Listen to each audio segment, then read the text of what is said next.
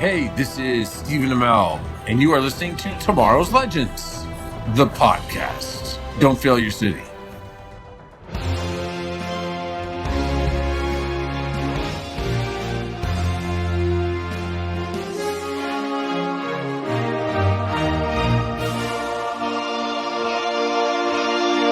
When the danger becomes more than one hero can handle, when enemies rise beyond one city and threaten the entire world, a team must gather together to battle the odds.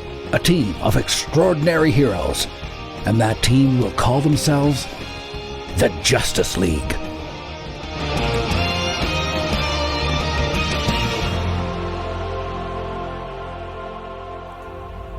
Yeah, hello, Unlimited Leaguers, and I didn't get my entire intro written fast.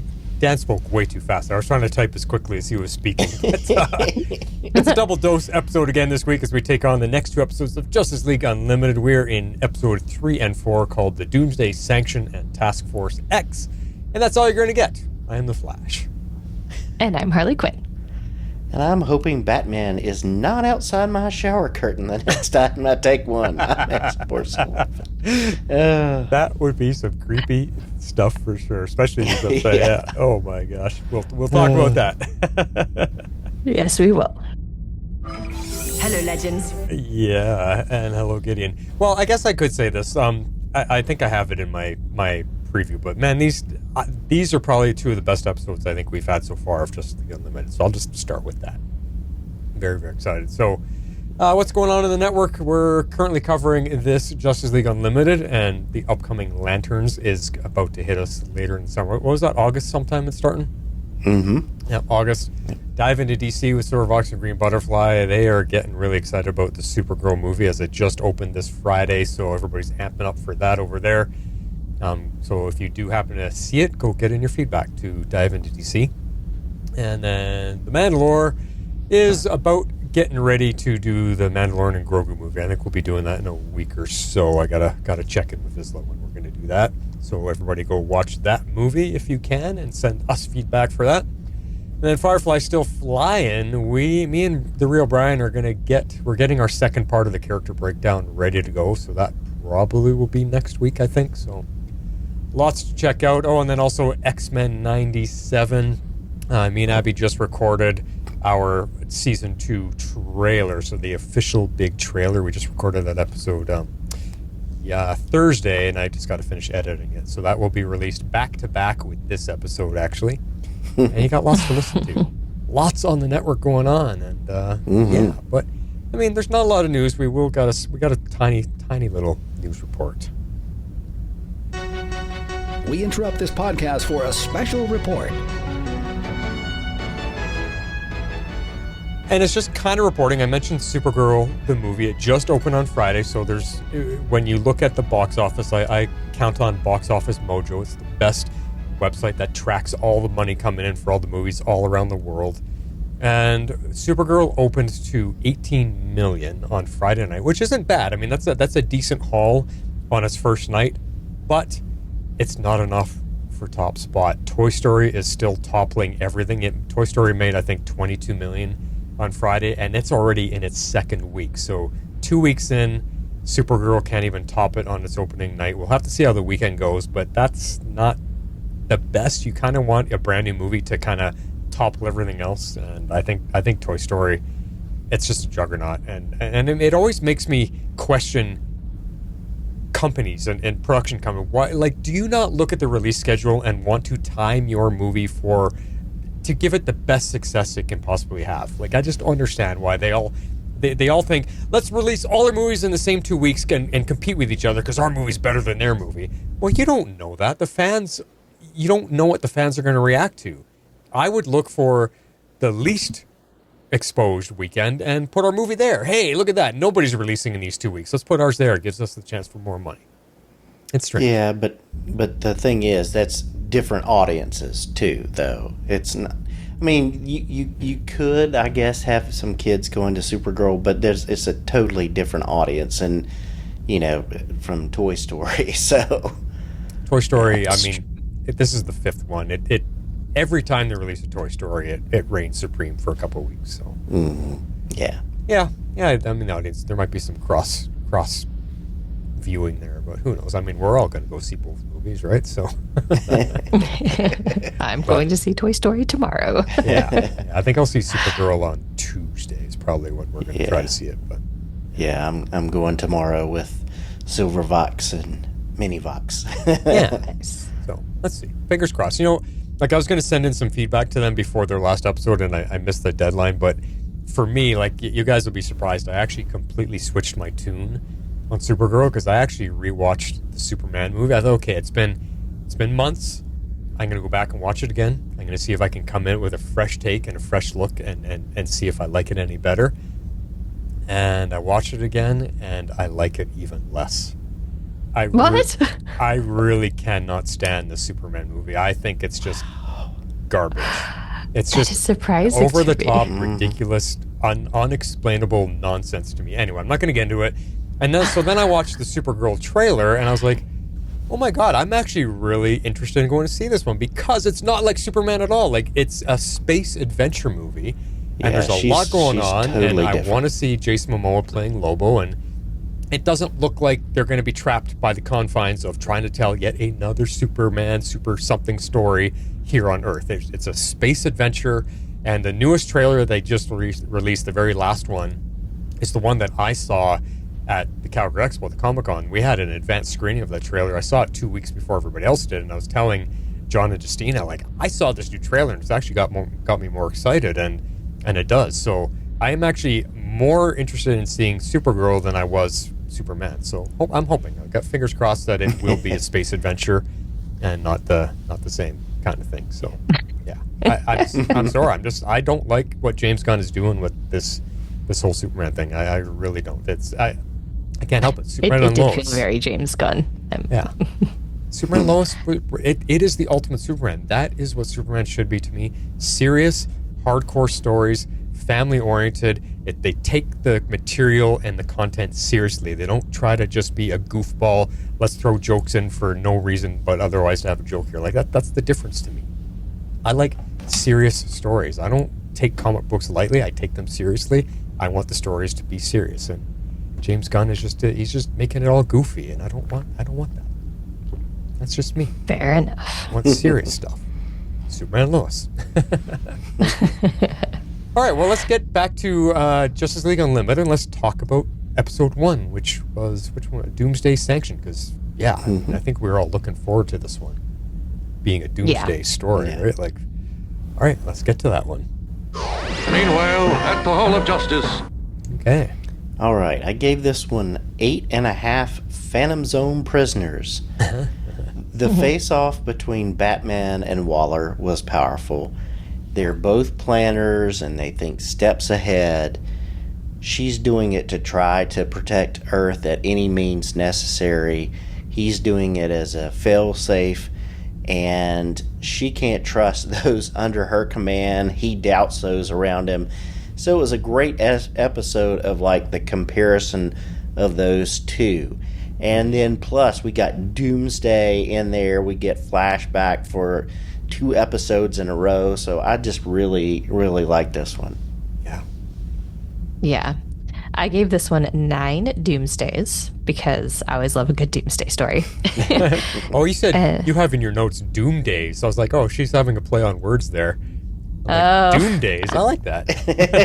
Okay, well, I said 9 Doom Days. Apparently, I meant Doomsdays, but that's okay. Whatever. We'll just roll with it. Anyway, I felt that this one was good to have because it set us up well for the next episode. Mm-hmm. And, like, even though they're kind of one-off stories, I do feel like the 2 of these ones did tie together. So I was really glad that we actually watched them at the same time. I was not expecting Bruce to be, I guess, so affected by the conversation he had with Waller. I know he's one of the few heroes we have that do not have superpowers, and he's always been very distrustful of the ones who do.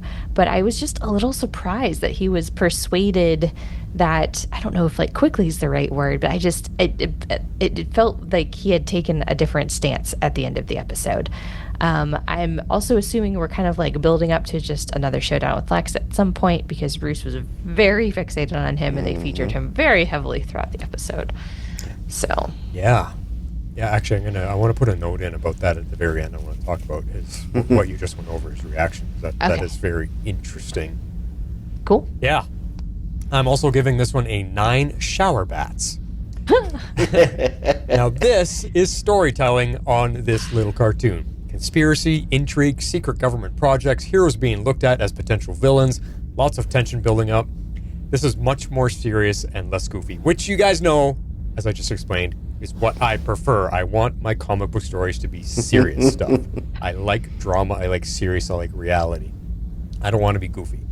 Plus, you get a Doomsday story, and that's always as you receive excitement, and I really like their take on him this go around. If they could keep all of this the main story throughput throughout the season, I think it would be really gripping entertainment. If this is, they're going to go from this point and just continue with this type of storytelling, we're in for a fantastic rest of the season. Yeah, I agree. Just because we're all three of us, I think we're saying episodes 1 and 2 is kind of like, they're fun, they're good, they're kind of, eased us into it, a little lackluster maybe. Yeah. So these ones really got into it. I enjoyed both of them. Yeah. Exactly. They were both really, really good. And I'm because I wasn't sure, like you said, Harley, like, is the second one going to be connected? And the way it kind of was, the way the throughput line of Amanda Waller really kept that story going, you're like, see, this is what we missed from season 1 and 2 when we had multi-part stories going over many episodes. Because now you're invested. Now you want to know what's going on, and it feels more, just more like there's more like a story actually just driving the whole season, not just episode to episode. So yeah, good stuff. All right, well, let's get into talking about all of it. Gathered together from the cosmic reaches of the universe. All right, so just a regular start to the morning, making your coffee, warming up a Hot Pocket, whatever, got the news on the TV, and that is until Batman hands you your towel while you're in the shower. Like, that made me laugh out loud, literally, because first of all, she's surrounded by security. She looks at all the monitors, and she sees her house is completely surrounded by security all over the place. There's cameras everywhere, and still somehow, unnoticed, Batman gets inside, and he's just standing in her bathroom while she's showering. Like, holy Batman, creep man. What the yeah, I totally agree with you, because that's where my head went as well, because like they showcased everything. I'm like, oh, okay, so she's like kind of like almost like locked into her house in a way. It's like she's a prisoner but not. Like, it's kind of weird. But yeah, Batman still shows up in her bathroom. I'm not gonna lie. I don't know. Maybe I do. Maybe I do want Bruce Wayne handing me a towel. I don't know. I also might have a problem with it, though. You might, hey, wait a second, I'm not done. You want to join me? Oh, God.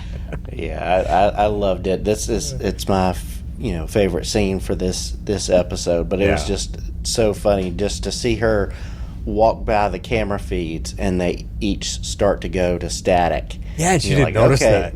Yeah, so something's going on here, but then that was hilarious. But I mean, I love their kind of showdown as we get into it. But it's so good. But I got a question for you guys. Like, when he hands her the towel, she's hiding behind the curtain in her shower, and he says, "Get dressed." When he asks her to get dressed, does he even leave the bathroom? Because it seems like he just stood there as she gets out of the shower and puts on the robe. I don't think he went anywhere. I honestly don't know. I'm gonna go with it's Batman, so like probably not. Maybe he like turned his back for a second. I really don't know. Who knows? Oh man, it's so funny. I also like the subtle effect that the whole room was still foggy during their entire conversation. It was still steamy. Everything had that kind of faded steam room look to it. I was like, that's a neat subtle effect to that scene. Yeah, I actually had to go back and look at that, because I was like scanning through trying to pick out some notes and scenes and stuff. I did go back and like rewatch that part because I saw this note in there and I was like, oh, did it? I didn't catch that. Yeah. It was cool though. Just very subtle effect. So the standoff, like X-Force was saying, Waller and Batman take turns ripping into each other about who's the threat, who has more secrets to expose. It's not a friendly meeting. Like these guys, I think there's some respect there, but they don't like the way each other is handling things, or they don't like the way each person's respective teams want to protect the world. And I found it interesting. Like she says, they ran thousands of simulations of the League attacking the Earth, and they lost every single time. Meaning the humans lost every single time.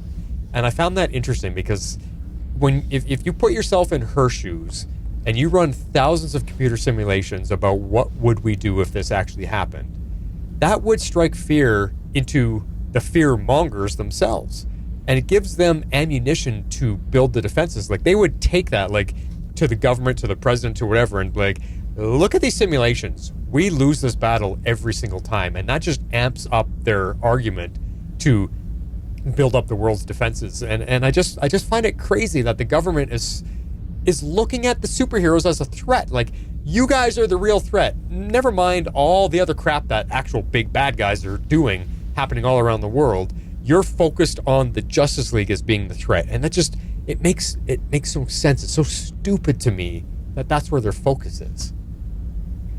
Yeah, I don't know though, because to me it did make sense. Like, yeah, I mean, if you kind of like think about it this way, it's this like huge, super powered organization, the Justice League, right? I mean, like literally super powered people. And so I do feel like most major governments would actually be afraid of the possibility that they could and might just like take over the world.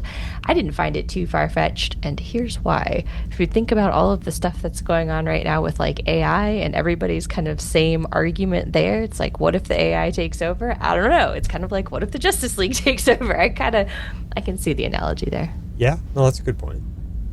Yeah, I think, like you said, they're both coming at it from different perspectives. There's the respect because they respect each other because of how they look at stuff and analyze it. But when Batman says Waller is crossing lines, basically, it's got to be harsh. When he says that she's crossing a line. So, but I think it's, like I said in my thoughts, opening thoughts, this episode compares and contrasts how you would deal with that as somebody on the outside and somebody on the inside, and you get both of them shook by their encounter with each other, and then you've got to think about how do I go from here, because they each had points, and so you got to think about that. So it's a compare and contrast of Waller and Batman, and how do you go from there? How does that impact when you see valid points in the other person, and you've got to live with that? So yeah, it was a very interesting episode that way. Mm-hmm. Yeah, I like how you put that, X-Force, and I think they're almost coming at it from the same perspective. They're just going about it differently, and it makes me wonder if they just sat down and talked and hashed things out, they might actually be able to come to some type of agreement, some type of bargain or deal or whatever, that they could almost work together if their common ground is to protect the Earth. That they should be able to find that path. But like I said, just right now, the government is so focused on the Justice League and the what if of it all that they're not looking past it. Like, hey, these guys are actually heroes. Like, do we have any evidence at all that any one of these heroes have ever done anything to make us suspect they could turn bad? Because the only evidence she's using is the story of what happened in the alternate dimension. Mm-hmm. Mm-hmm. That's her evidence, and to me, that's not right. That's not good enough. That didn't happen here. It wasn't these heroes that did that. Yeah. That's true. Yeah, that will. I think we have that a deeper take on that point coming up later. But yeah, no. I mean, I do think it's all really fascinating to see that instead of coming together as partners and looking at each other as potential partners in this fight. They're looking at each other almost as enemies, which is kind of strange. They should be looking for an alliance, not assuming the worst. But, you know, I can see both sides of it. Well, like I said, I mean, Lex Luthor running for president, wouldn't you be a little more suspicious of that than Superman, who saved everybody in the world multiple times? Like, I just, this is where I get confused. I guess I'm kind of looking at, until they prove otherwise, you shouldn't have any concern about them. Until one of them does go off the deep end, like they've proven themselves up to this point. You know, it's like, that's true.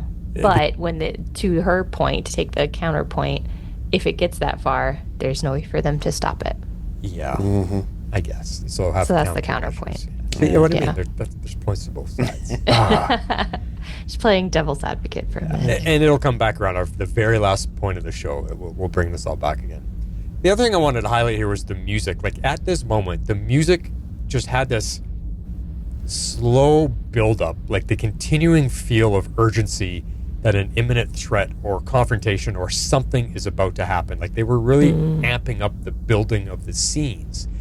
Every scene that changed, the music just kept getting a little bit more. Like, it was just building. I was like, wow, they even the orchestra, whoever's putting the music together, even they're on point for this episode.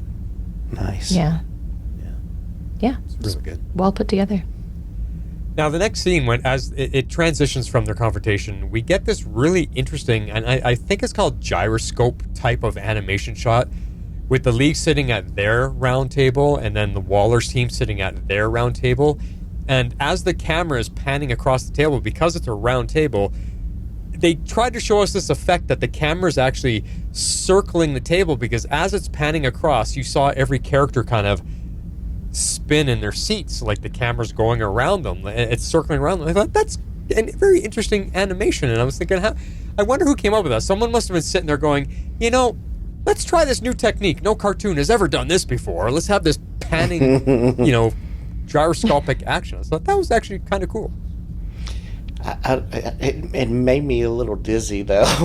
Did it? Did it affect you? Yeah, I was like, whoa. But yeah, it was interesting. I really liked how it kind of went back and forth between the two, and I thought it was interesting that when we see later on, like, the full League table, it's their table there, but it's like they're not evenly spaced out. Like, I didn't know that.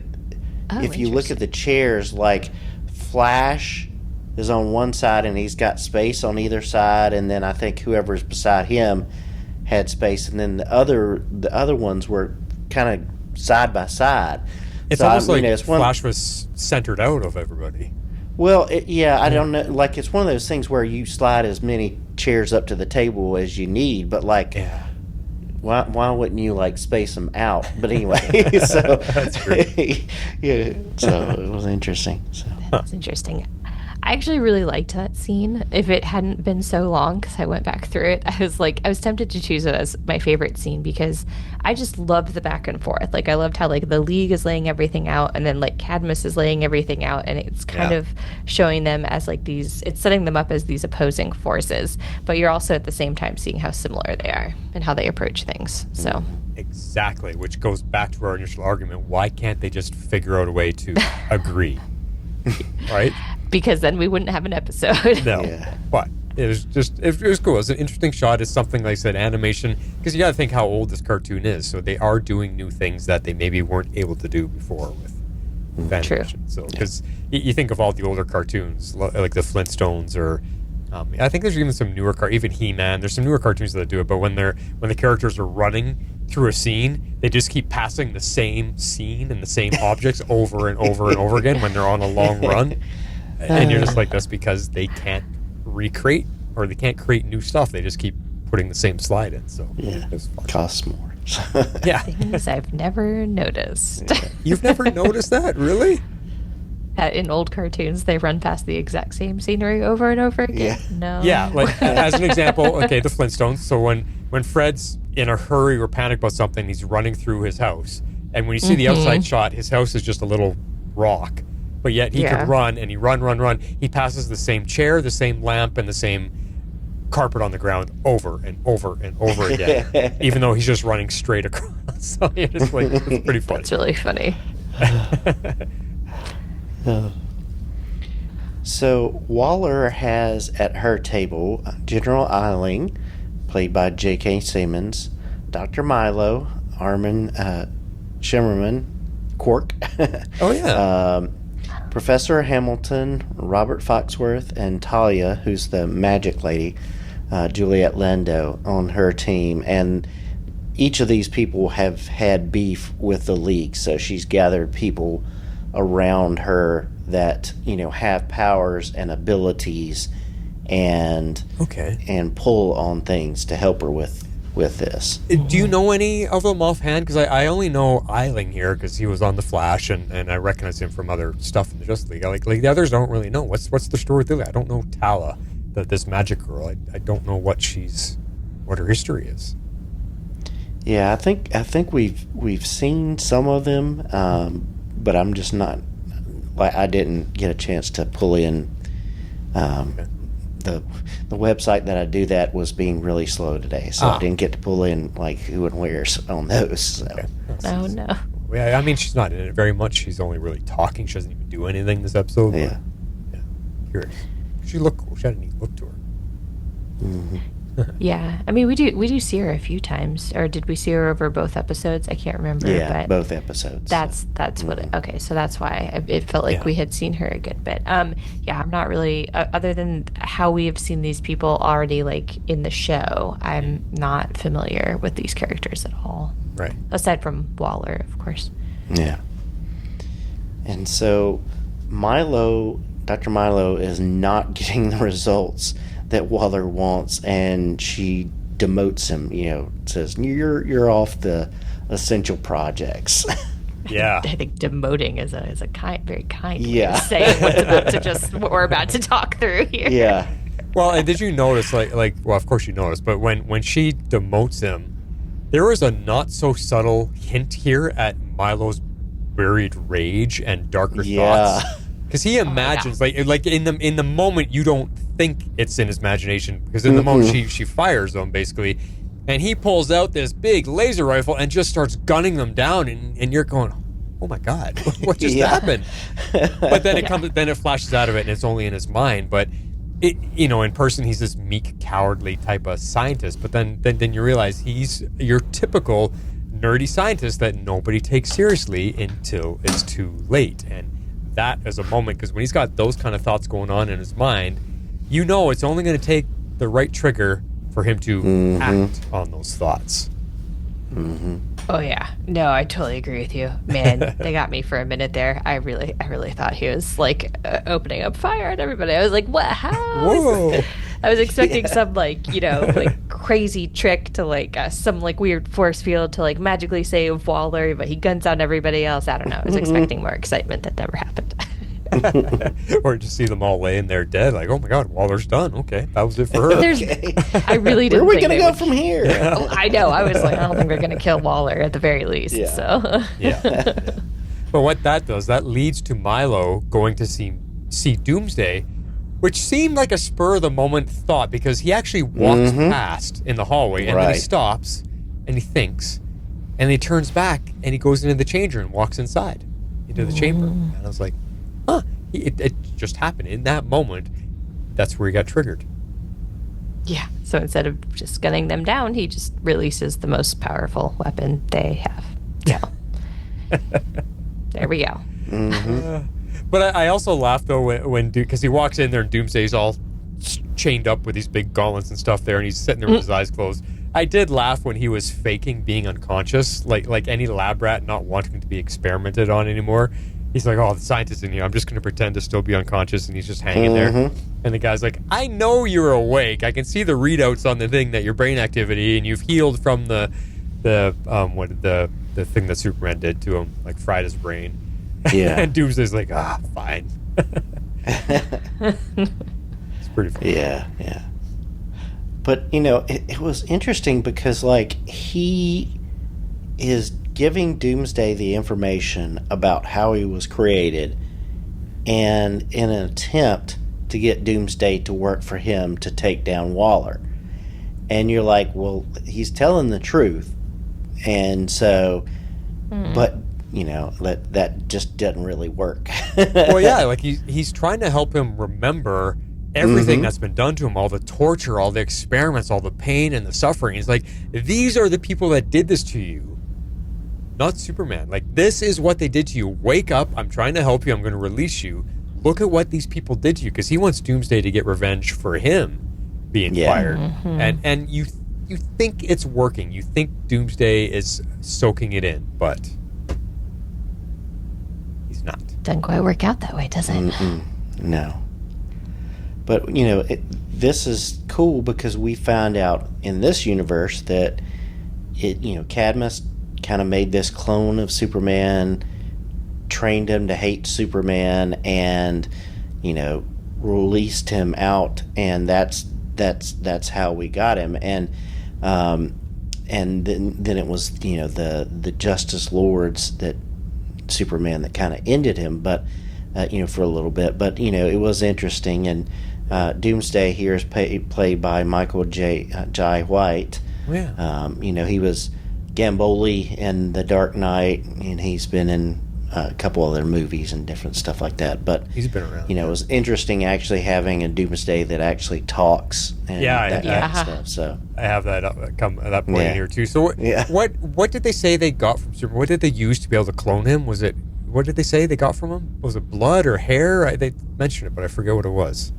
Yeah, because they had to get something from him to be able to clone him. I'm not sure, but they've done that. Well, Lex has done that in a couple iterations in order to made Superboy. Was mixing Cal's DNA and his, so like it's possible. When he's weak with kryptonite to get blood or whatever. So well, I mean, he's Superman. I'm sure he loses hair. He's just like, you just grab a strand of his hair. Like, it's not like his hair stays there forever. He grows like any other organic being. So yeah, that's true. So Doomsday Milo frees Doomsday, lets him go because he says, I'm going to release you and you can get revenge for both of us, and you're going to help me. And I felt bad for poor Milo here. He's just a scientist, just doing his job.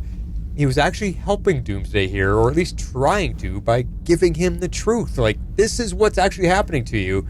And like I said, I thought it was working, but the experimental torture has sunk in too deep. And all Doomsday can think about is Superman. And he tricks Milo by agreeing to end all of their troubles, but he took it as, I'm going to end Milo, because if I end you, then all your troubles are solved. And as far as we can tell, he basically just crushes him, because he grabs him by the head, and then the camera goes to the hallway, and you just kind of hear the crunch and him screaming. And I was like, whoa. And that kind of surprised me that we actually had murder right there on the show. He just all out murdered him with his bare hands. Yep. Yeah, that was a bit surprising. I wasn't I didn't think that he was going to just like magically do Milo's bidding, but at the same time, I wasn't expecting him to just outright murder him to, quote, like, end his troubles. So yeah, sort of a different approach, I guess. Just differently. There's different ways you can look at that. Yeah. And Doomsday gets in a rocket and basically sets it to the island where they're at, so he can get to Superman. And I found this interesting too. It's the different takes on Doomsday, because every time we've ever seen him, he can fly, but this Doomsday doesn't have the ability to fly yet. I don't know. Yeah. Yeah. I think yet is a good way to put that, just because he's simply always evolving and always changing and upgrading and all of these different things. Like, oh, can't kill me that way twice. So yeah, it was definitely a different take on Doomsday for sure. I like that. That's my favorite thing. My favorite trick of Doomsday is that once he dies by one thing, he can never die by that again. I just think that is such a fascinating and really creative take on a villain. Like, no other villain has ever had that type of ability before. It's unique to him. Yeah, that's true. It's really cool. And that's why it makes him so formidable, and that's why he's so integral into the Superman storyline as the only one that can kill Superman. And there's gotta be how do you permanently stop him? If you don't kill him, what do you do to stop him? Like, I don't know how the stories in the comics went, because they obviously do have to stop him eventually. Yeah, because he keeps coming back to life. He does. I think it's the one right after the death of Superman. Is that the return of Superman? In one of them, they strap him to a meteorite and send him out into space. They there was concrete and rebar, and they literally strap him onto a piece of concrete and literally just send him into space. So he just never comes back. Yeah, that was in those comics. I think came out in the early to mid 90s. I mean, I like what Superman and Lois did. Superman pushed him into the sun. I mean, if he completely disintegrates into nothing but atoms, how does he come back? Yeah. Right? That he doesn't. Yeah. I loved that particular ending just because it was so poetic. Oh my gosh. Just the way that they did that was so well done. Yeah. Very good. All right, let's talk about the league here. We'll switch our perspectives now to more of the team. And already, did I put this note in here twice? I got the gyroscope shot in here again. I must have copied and pasted. Oh, that's where my notes went. Huh. Yeah, that whole thing, we've got it twice here. Okay, that's okay. Well, there you go. There's mistakes on the podcast live. All right, let's just jump a little farther ahead. X-Force, you got the first note then for this section. Yeah. So Batman takes his findings about Waller and Cadmus to the League, and they're basically just disturbed and mad at how this is happening. And, he says he's going to look into it on the Waller side, and he's got the question look on the case, and they, so... It was funny that the whole team, they all groaned. Yeah. As soon as he mentioned, they're like, oh. And like, what? Are they all that annoyed with the question? Or are they that annoyed by him because he just never stops asking questions? Like, what? I'm like, that's kind of strange. You're the leader of the league. We're just like, that guy? I mean, it definitely made me laugh because I didn't realize they were all so annoyed by him either. Yeah. I was like, oh, okay. I guess nobody likes the question. All right. Didn't see that coming. Yep. So funny. Tired of all of his conspiracy theories. Yeah, so. maybe that's okay, well, now that I can see. Yeah. But, the interesting thing is, they're talking about the, what Waller said about the Justice Lords, and says, Flash basically says, well, as long as you keep me alive, it's not going to happen. Yeah, he's all happy. He was like, hey, just keep me alive. Like, I'm the savior of everything. I'm the focal point. And the team all just kind of looks at him. And Superman's the only one that kind of really reacts. And then Martian Manhunter's like, well, let's put a pin in that theory for now. Yeah. But this is a really interesting point that I don't think we should take lightly, because losing just one member of the team, the one who is considered the lighthearted, the sort of glue that keeps them all together, because he's constantly reminding them of the better side of things. He's the lighthearted, hey, we can just do this and look on the bright side. Like, that's who Flash has been to this team. And in that alternate universe, when he dies, the team can't handle losing that constant reminder of what heroes are supposed to be, what they're here for. And when that is gone, their darker sides start to leak through, the darker thoughts, they start acting on them, things start happening, and that's where that team starts to change. So I find that really interesting, that Flash could be looked at as the focal point of that, the center of a wheel of spokes kind of thing. And it makes you wonder, if Flash were to die here, how would this team deal with that loss? Yeah, I think it's good to think about, because they do gloss over it, saying that they are going to come back to it at another point, and I'm not sure if they really will or not. I would like for them to, because it is really interesting to kind of think about. Is there something very specific about the Flash that keeps the team from embracing their darker side? I mean, is that really it? Or, is it simply something like Superman kind of is insisting throughout this whole episode, is that they never would do that because they are different people. So it's if you're looking at our Justice League versus what the Justice Lords like turned into. Like, what other than the Flash missing? Like, were they really all that different, or is it truly just this team member? Like when he's not around, but he hasn't been around for an entire season. But anyway, I digress. Yeah, I think with the Justice Lords, it was a domino of facts of different like events, and with Luthor being president and all these things happening, and when Flash died, it was just the last thing, the last, check, and they all just could not deal with it in the same way, and then so they each went to that darker place and slipped that way. So it's a combination of being under all that stress and then not having the Flash. So I think that's some of what Batman is trying to get at in this episode of, would you really, if this happened, and that kind of stuff. So it's interesting to think about.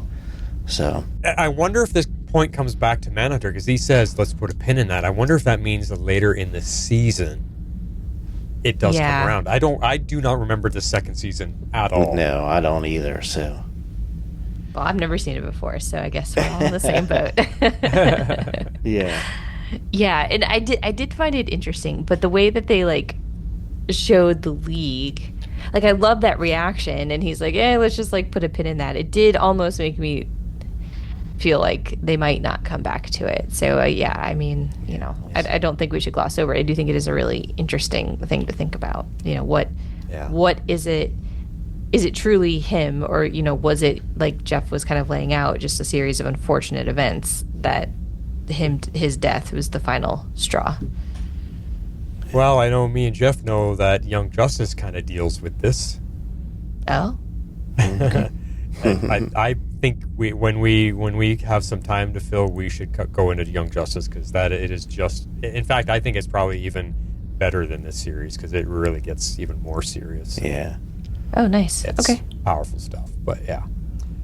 So part of the discussion turns to who is funding this Cadmus organization, because it would take millions, probably billions, for what it is they're doing. And they all end up agreeing that Lex has to be behind it all. Who else has the money? Who else has the clout to fund a research company like this that can stop the Justice League? Which was always his goal as well. I want to stop Superman, because he believes exactly what Cadmus believes. Like, why are we letting an alien with powers that none of us can stop just run around our planet and do what he wants and pretend to be a hero? That's always been Lex's argument. So it just makes sense that they fall to him, that he's the one. And they never confirm it. They don't actually confirm that he is the one funding it. It never gets to that point yet. Yeah, I mean, even in the next episode where it, Alexa's former,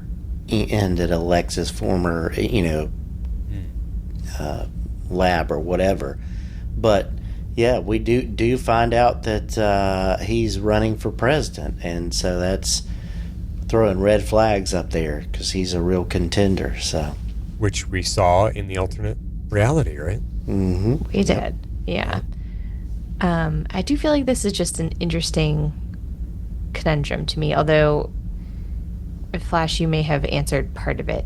It's like, on the one hand, Lex is kind of funding Cadmus, but then like he's also running for president, and it's, I don't know, like it's kind of like, where does he stand with the League in all of this? Because I thought, like, in a relatively recent episode, they had left themselves on like decent terms. So it's like, if they were on decent terms, even if he is running for president, is he like really that much of a threat? But then if he's also funding Cadmus, who's like directly opposing the League, because they considered the League a threat, like I don't know, it's kind of like this weird triangle. Yeah, it's like yeah, I agree. Like, he did leave on good terms with them, but like him running for president, he's got this public face where he can say, I support the League, da da da da, and then he's funding Cadmus behind the scenes, and that can't be really tied to him, right? And then like they're opposed, so like You know, he's playing good cop and bad cop at the same time. Yeah, exactly. But being the president puts him in a position of power and accessibility to so much. Because, I mean, you guys would know better than I do. The president of the United States is one of the most powerful positions in the world because he has access. I mean, he's got a lot of people above of him pulling his puppet strings, telling him what to do. But I'm just saying, the president, he's got access to all the information. You think of Area 51 and just all that stuff that he has access to now. Lex gets all that information, and he could also, being in a public position, he could say publicly, "I don't trust the League," or whatever. And he's got the power, or the position to sway the public's opinion now that the League maybe shouldn't be trusted. And if he can sway the public, what's the League going to do? If the regular humans don't want you around, what do they do?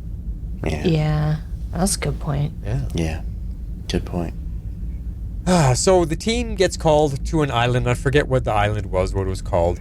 It's way out in the middle of the ocean, and there's a volcano erupting. A live volcano is erupting, and they're out there to help with the evacuation. So that's where this episode kind of switches to, is now we're all on the island, and we got to get the people off. And I thought this would be a good place to have a whole lot of cameos from the League, because we know there's hundreds of members of the League now. And I thought, okay, we're evacuating thousands of people. Like, there should be tons of heroes there helping.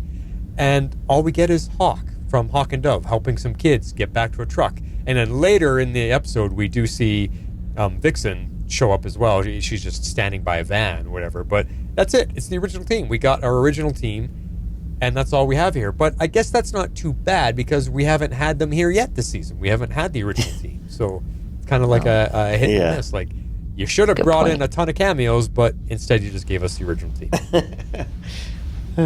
Which I guess is better than only the original 3 being the only ones that show up. I was like, did they have issues with, they must have had issues with contracts, or like people just weren't available. Like, that's literally the only thing I can think of. Yeah, exactly. It just was such a bizarre choice to be. So they have to write around it, Yeah. So switching to the island now, so where all the action is.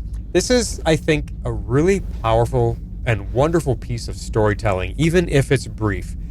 Because the whole idea of being on an island rescuing people, it shows what heroes are really supposed to be about.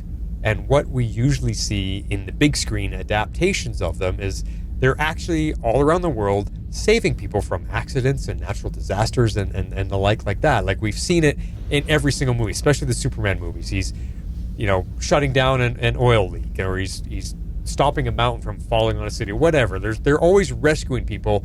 And I just thought it's really neat that this cartoon is actually touching on that. Like, this is what heroes are supposed to be. Actually living up to what the word hero means. You save people. You help people. Because I think the meaning of the word gets lost in too much of the crap these days, making it more like heroes are only good for fighting monsters and having big battle scenes and destroying the city that they're in. We have to see them doing normal saving of people. Otherwise, we don't develop that heartwarming feeling towards them. Like, hey, they are here to help us. So I thought this was an important thing to show. And we've touched on this before. When every time this kind of thing comes up, we've always brought it up. Yeah, and I do feel like that's what makes a lot of the heroes that we have when they're not in the Justice League endearing to us, because we do get to see them doing these things. Like, you always see Superman, he's helping everyone, like, at every moment of every day. It's not, just like Doomsday's come to Earth and he's determined to kill the entire planet. You know what I mean? It's like, he'll also go and save the plane that's falling out of the sky, or whatever cliched thing that we typically get Superman doing. But we do get to see a lot of that for all of our heroes in their individual stories. And so it is kind of nice to have like a bigger, higher stakes thing that maybe takes like more of our heroes, but it's still a very heroic thing, saving people from the island, basically like an island that's burning down, which wouldn't be all that different from firefighters, saving people from fire. So I like that.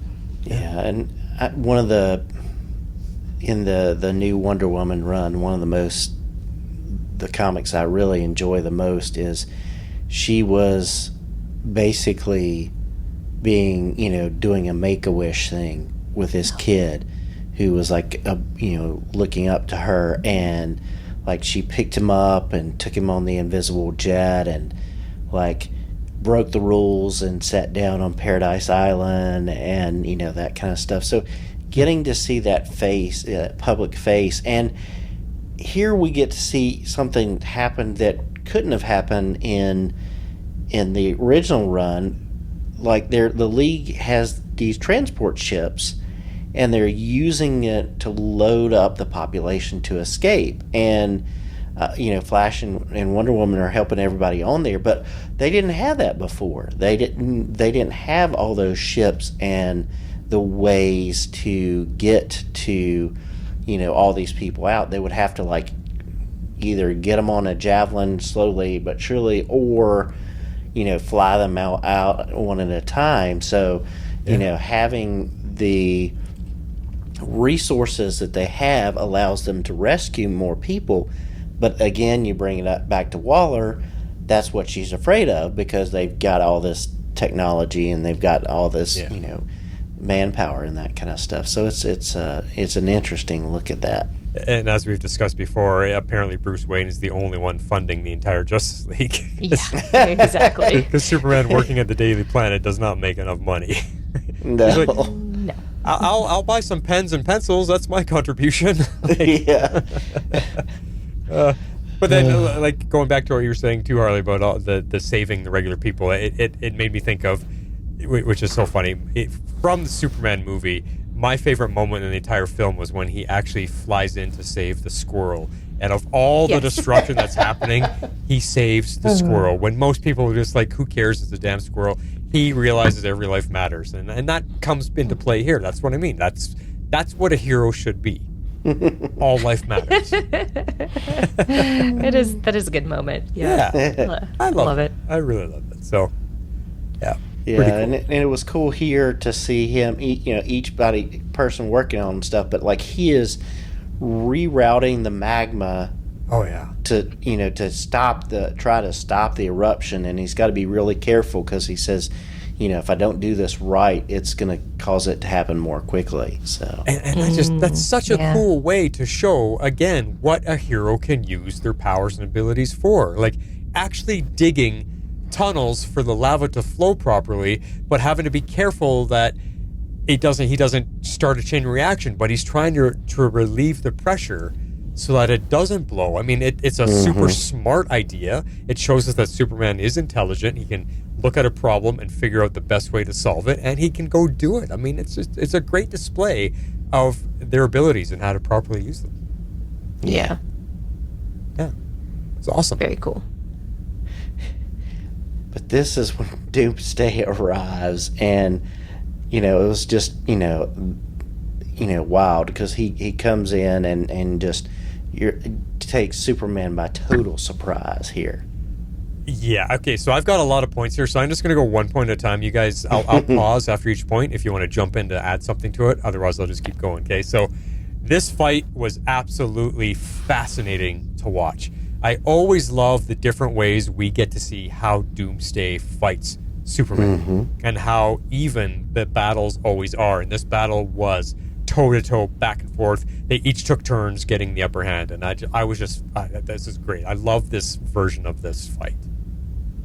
Yeah, any fight with Doomsday for me. Like, these are always, they are over the top. They are insane. It's always in these like weird, bogus like situations that you would never find them in. Like, it's always really entertaining to watch. And this was very entertaining to watch. Yeah, and having to look at the different techniques of the fighting and just how they go back and forth, and just Doomsday's anger, and then Clark having to think about, okay, how do I counter this? How do I get out of this? How do I, it's always interesting to see them go at it. Totally. And this moment, there's just one moment that I thought was crazy. As they start their fight in the lava, in the heart of the volcano, there's moments when Superman is actually knocked down right into the lava. Like, he's laying there almost fully submerged in the lava, which I looked it up to get the scientific actual fact here. That lava in the middle of an active volcano is anywhere between 700 and 1200 degrees Celsius, or for you Americans, 1300 to 2200 Fahrenheit.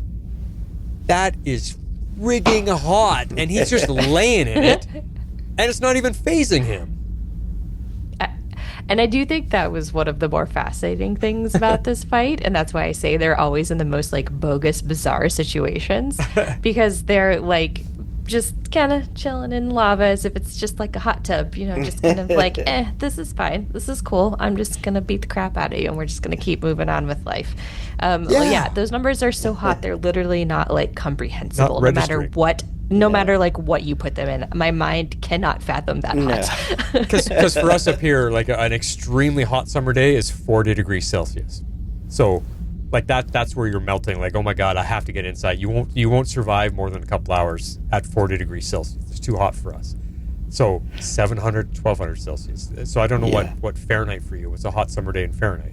100 and something? Jeff and I were just talking about this. Yeah, because it's supposed to be like 104. Okay. It's supposed to be like in North Carolina next week. It's supposed to be in the upper 90s and hundreds, and feel like 103 or 4 or whatever. So a.k.a. 40 Celsius, because I just Googled it. There you go. So, and now you're talking 2200 Fahrenheit, like you said, I know. It's like you can't even think about that. They're taking a bath in the lava. And it's just crazy that he doesn't even flinch, doesn't even go, ooh, I can't stay in this for very long. Like, no. Jeez. This is nice. This is comfy. I can do this all day long. Exactly. And I also thought it's so cool that Doomsday is, like you mentioned earlier, Jeff, he's fully talking with intelligence here. We rarely get to see him talking. He didn't talk in Superman and Lois. He didn't talk in Batman versus Superman. He rarely talks. I think we've only seen him either in the comic books or in the cartoons when he's actually intelligent. I was just gonna say, I think, but the Doomsday in the comics is generally, I don't know if he like quite this intelligent, and it's been quite some time since I've read those comics, but I feel like he was more intelligent than like the Bizarro version that we got, you know, who was just kind of like grunting, or like other iterations, like the one that we saw in which one did you just mention? Was it Batman versus Superman? Yeah. That's him. Yeah, Batman, Superman, and Wonder Woman all fight him. Yeah, and it was not a very intelligent version here. So I always like that. I always like it when Doomsday feels like a real foe, as opposed to just sort of like this like experimental, like brutish thing almost kind of thing. Yeah, it's very mindless. It's very much like it kind of doesn't matter what we do to him or how many times we kill him over and over again, because he's not really anything. I feel when you have Doomsday like this, it kind of, adds a little bit more weight to that. It makes him more threatening, because now he's invincible and he's smart. He's like, because in the fight, like even Superman, and I think you got it later, even when he fires his heat vision right into him to try to lobotomize him again, he's like, did that once to me before, haha. Like it's just funny that I like him smart. It kind of, in a way, I don't know if you guys are fans, like an Incredible Hulk, when you have Smart Hulk, like we saw in the last couple of Avengers movies. Do you like Smart Hulk? Or do you like the Hulk being as big and crazy and mean as he is, but he's also got the brain of Bruce Banner? Like, I think it's a cool mix. It's an interesting mix. It is. But Doomsday is also surprising Superman with how strong he is, because I think in a cartoon, this is probably the first time Superman's seen him, right? And getting the upper hand in the fight, Doomsday gets the upper hand on him a couple times, and there's a moment when he says he remembers those eyes burning him, and he grabs Superman by the throat and then punches him right in the face at close range with this massive punch, and he's got those big spikes on his knuckles. And I'm kind of guessing that Doomsday was hoping to damage Superman's eyes with those spikes on his knuckles, because that's what he aims. He's like, I remember those eyes, and he aims right for the face. Yeah. But, as we don't often see, there's a lot of damage to Superman's face after the repeated hits to the face like that. Like, he's bagged up, he's bruised, and there's even one scene where his forehead is cut and there's blood. Like, Doomsday is hurting an invincible, invulnerable Superman. And that is shocking. And I think Superman is equally surprised at, like, because that punch to the face, he's like, oh, like, oh my God, what's happening here? I mean, that's also why Doomsday is such a formidable foe for Superman, because he can and often does kill him. He's the one that kills him. Yeah, like the Death Superman is at the death of Doomsday's hands. Superman. Exactly. Yeah. Which I didn't think they were going to go there here, but it does, set up the battle to be more difficult, and one that Superman may not necessarily be able to win on his own. No, because it keeps getting worse, and we'll come back to it again. But there's one more moment here when they're still in the volcano. Superman's trying to reason with him, and this is going to come later in our favorite scenes. He's telling him, whatever happened to you, it wasn't me. I'm not the one that did it. I did not do any of this. And Doomsday says, I just want to kill you anyway. And Superman's like, but why? And Doomsday's response is, that's what I am. I am death for Superman. I just want to kill you. And that moment, it's a very short moment, but it blows you away. It's a really intense little exchange between them. Yeah. It is pretty crazy. It really just kind of puts everything in perspective. And it's like, why are you doing this? It's like, it's the reason I was created. Like, it is my mission. My sole mission is to kill you, which is crazy. It is. And that's why I gave this episode a 9, because it's just the writing and the emotional weight and everything. The weight of this episode, you're just like, wow. Like, you're feeling it. In that moment, you felt all of that. Superman's just like, why? Why are you trying to kill me? I just want to understand. What have I done? I haven't done anything to you. So it's, wild. Yeah. So Waller was surprised here because the general basically ordered the nuke in and to destroy Doomsday, and General Eiling basically says, he's launched this nuke line with Kryptonite. He says we can kill 3 birds with one stone. We kill Doomsday, we take out Superman, and the island has been on drug smuggling, so we take it all out at the same time. Yeah, and it's crazy. And Waller's worried in that moment. If Doomsday managed to kill Superman, what's going to stop him from going ballistic and killing everybody in the world and killing the world next? Like, that's what she's concerned about in that moment, and he just takes it as, okay, well, I'll launch the nuke and end the whole thing.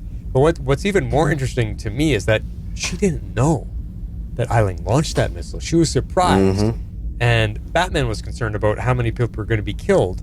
And when she hears about that, like the missile is headed towards, and they're going to kill all these people, that pisses her off as well, and she goes after Eiling.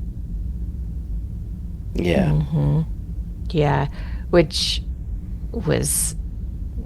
It was interesting. We're gonna get to hear a little bit of that scene, I think, in a little while here, because I really liked that. But man, I didn't expect him to be acting on his own. I thought that she was in on this the whole time. Yeah, so I was surprised by the conversation that surprised you. Yeah, it did. Yeah. It did. I did not think she was in the dark. And similar to what you said, X-Force, like Eiling, as most military leaders are, he figures that killing 3 birds with one nuke stone is worth the price of all those people, because he's got Doomsday, he's got Superman, and the drug traffic coming out of the island. He's like, whatever, let's wipe it all out with one fell swoop. And that's how most military leaders think. They're like, it's okay if we sacrifice a couple thousand people. Look at the greater good in his mind's eye. Yeah. Yeah. I mean, that is true. Yeah. So, kind of sucks.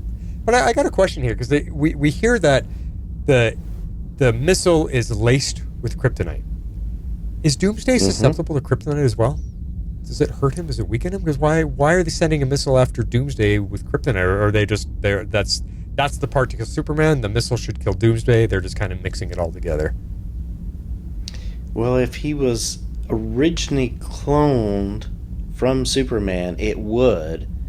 Yeah. And if they haven't, he hasn't been killed by kryptonite once, then that would at least kill him once. That's true. That's true. Oh, I didn't even think of that. Yeah, if he's got Superman's genetic biology, it would kill him once. Would he be able to come back from it, though? Would he survive the second?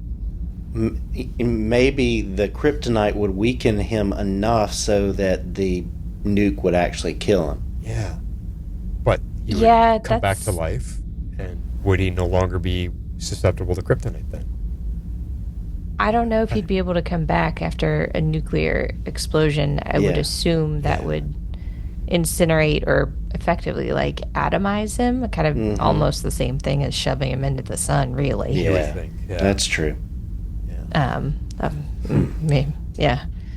So if it hits him directly, I mean, even if it doesn't hit him directly, like because it's on that small of an island, I mean, it would decimate the entire island. Yeah, and it would kill Superman too, because the kryptonite would get rid of his invulnerability, and he'd be done in the blast as well. So yeah, it's a double-edged missile for sure. Whew. So Wonder Woman can hear through the comms that Superman is having trouble with the fight. Like this goes back to when they're still fighting in the volcano, and she wants to go help him, but he won't let her. He's like, "No, get the people out of here. Rescue them. I'll deal with this." And I wondered if Wonder Woman had shown up, would the two of them have been able to stop Doomsday together? And then I also thought, now would she be bathing in the lava like it's just a regular day too? I don't think so. No, I don't think she's immune to that. No. She's not. And that's kind of why I was wondering. I was like, what is she even going to do? Like, how is she going to help him? I mean, she does at the end a bit, but she has to be, I mean, she definitely had to be careful where she was. I would imagine so, because I mean, she can take a lot of punishment, but she does get hurt. Yeah. Yeah. She's not invulnerable like he is. Yeah. No, but she's not. What's the word I'm looking for? Where she can take a lot of damage, but she can't but she's not like completely invulnerable. Yeah, she's just like strong. Yeah. She's not invincible. She's not invulnerable. She's tough. Yeah. No, nice things I'm thinking about when she offered to come fight. I was thinking that exact same thing. I'm like, what are you gonna do in the middle of a volcano? I'm like, how is that gonna work anyway? Yeah. And I don't think she's tough enough to stand up to Doomsday. No. We've I don't seen think so that either. Superman is tougher than her. Yeah. Yeah. That was the other part of it. I'm like, one punch and you're done for, lady. Yeah. Like, this is not a good choice. But she's Wonder Woman, so. Yeah. True. So Batman takes a javelin, dives down from orbit, and tries to take out the nuke with missiles, but they're repelled by the nuke. Yeah. And so he basically has to turn his ship into a magnet and then get it off track before it explodes. Yeah, and I mean, this was a very intense, edge of your seat type moment. This is something you would see in like the final action sequence of a big action movie, like a Mission Impossible movie or something. Like this is that final action sequence. Yeah. Like you said, nothing's working. The missile's got defenses against any form of interference, and so he's got to get in there. I mean, the music that was pumping, and they said something in the beginning. He's like, Captain Adams on the way to intercept the missile. He's not fast enough. He can only fly at Mach 1.2. And it's okay, the Javelin can move faster. Like, first of all, Batman's running all the way through the station just to get to the Javelin. Like, that's taking a lot of time. But, maybe you should ask Flash to pick you up and run you there, but I guess Flash wasn't there, so... there's just all these little funny things that were happening. But yeah, it was a pretty edge of your seat moment. I mean, it took me back to the last Batman of the Dark Knight trilogy. Where, Batman's flying the nuclear bomb out to sea. So That's true. Yeah. Yeah.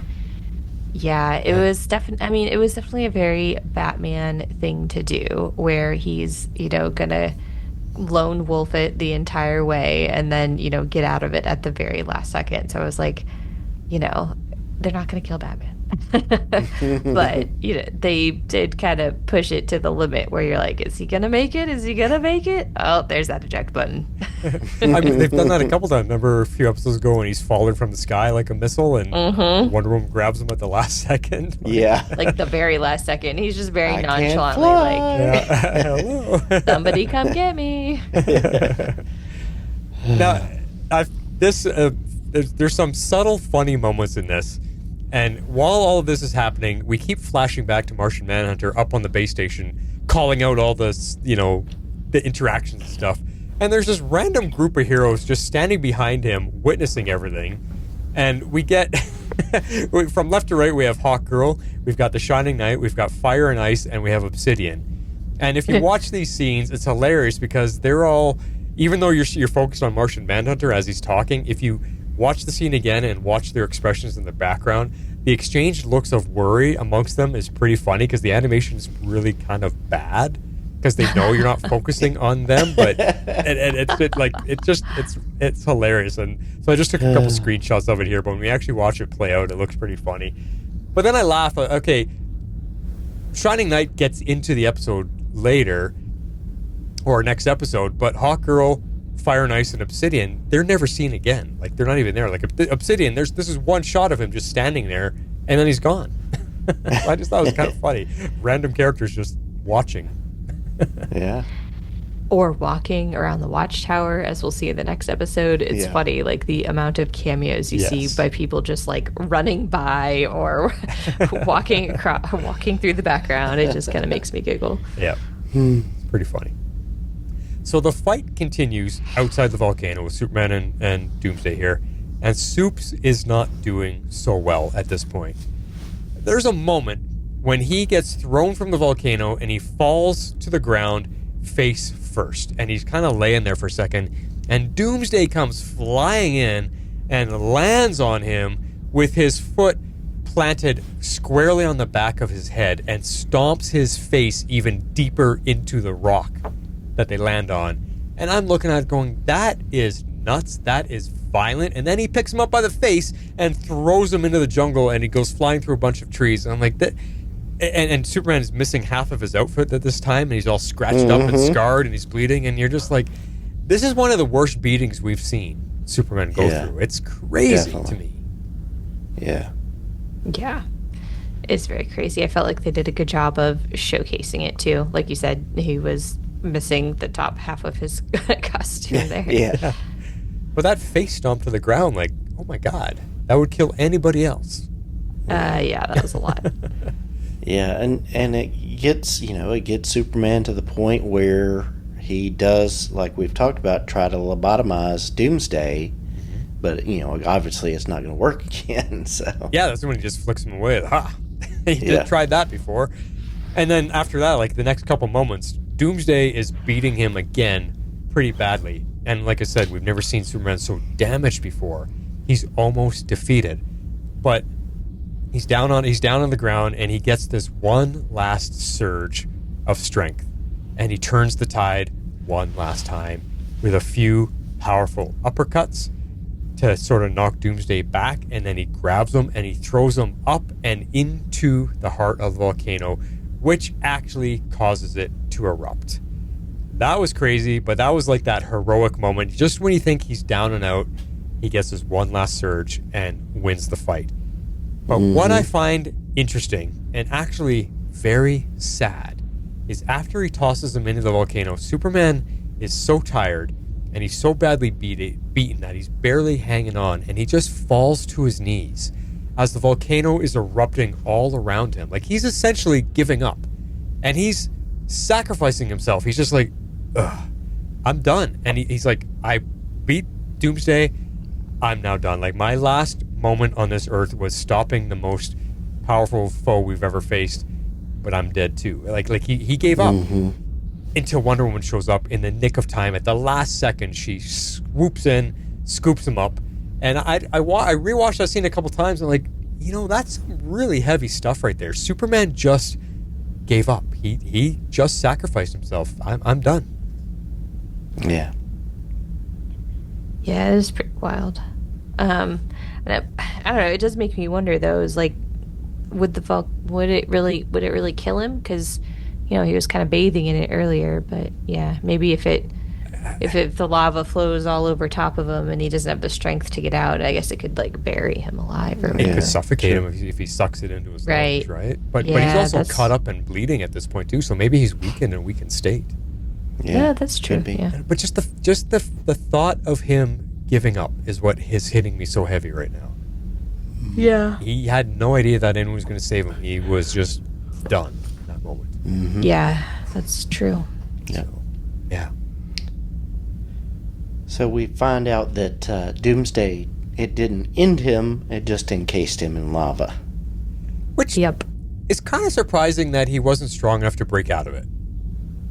I was thinking that too. I mean, it's up to his throat, but I thought he would be able to break out of it. Maybe hardened lava is stronger than I thought. I don't know.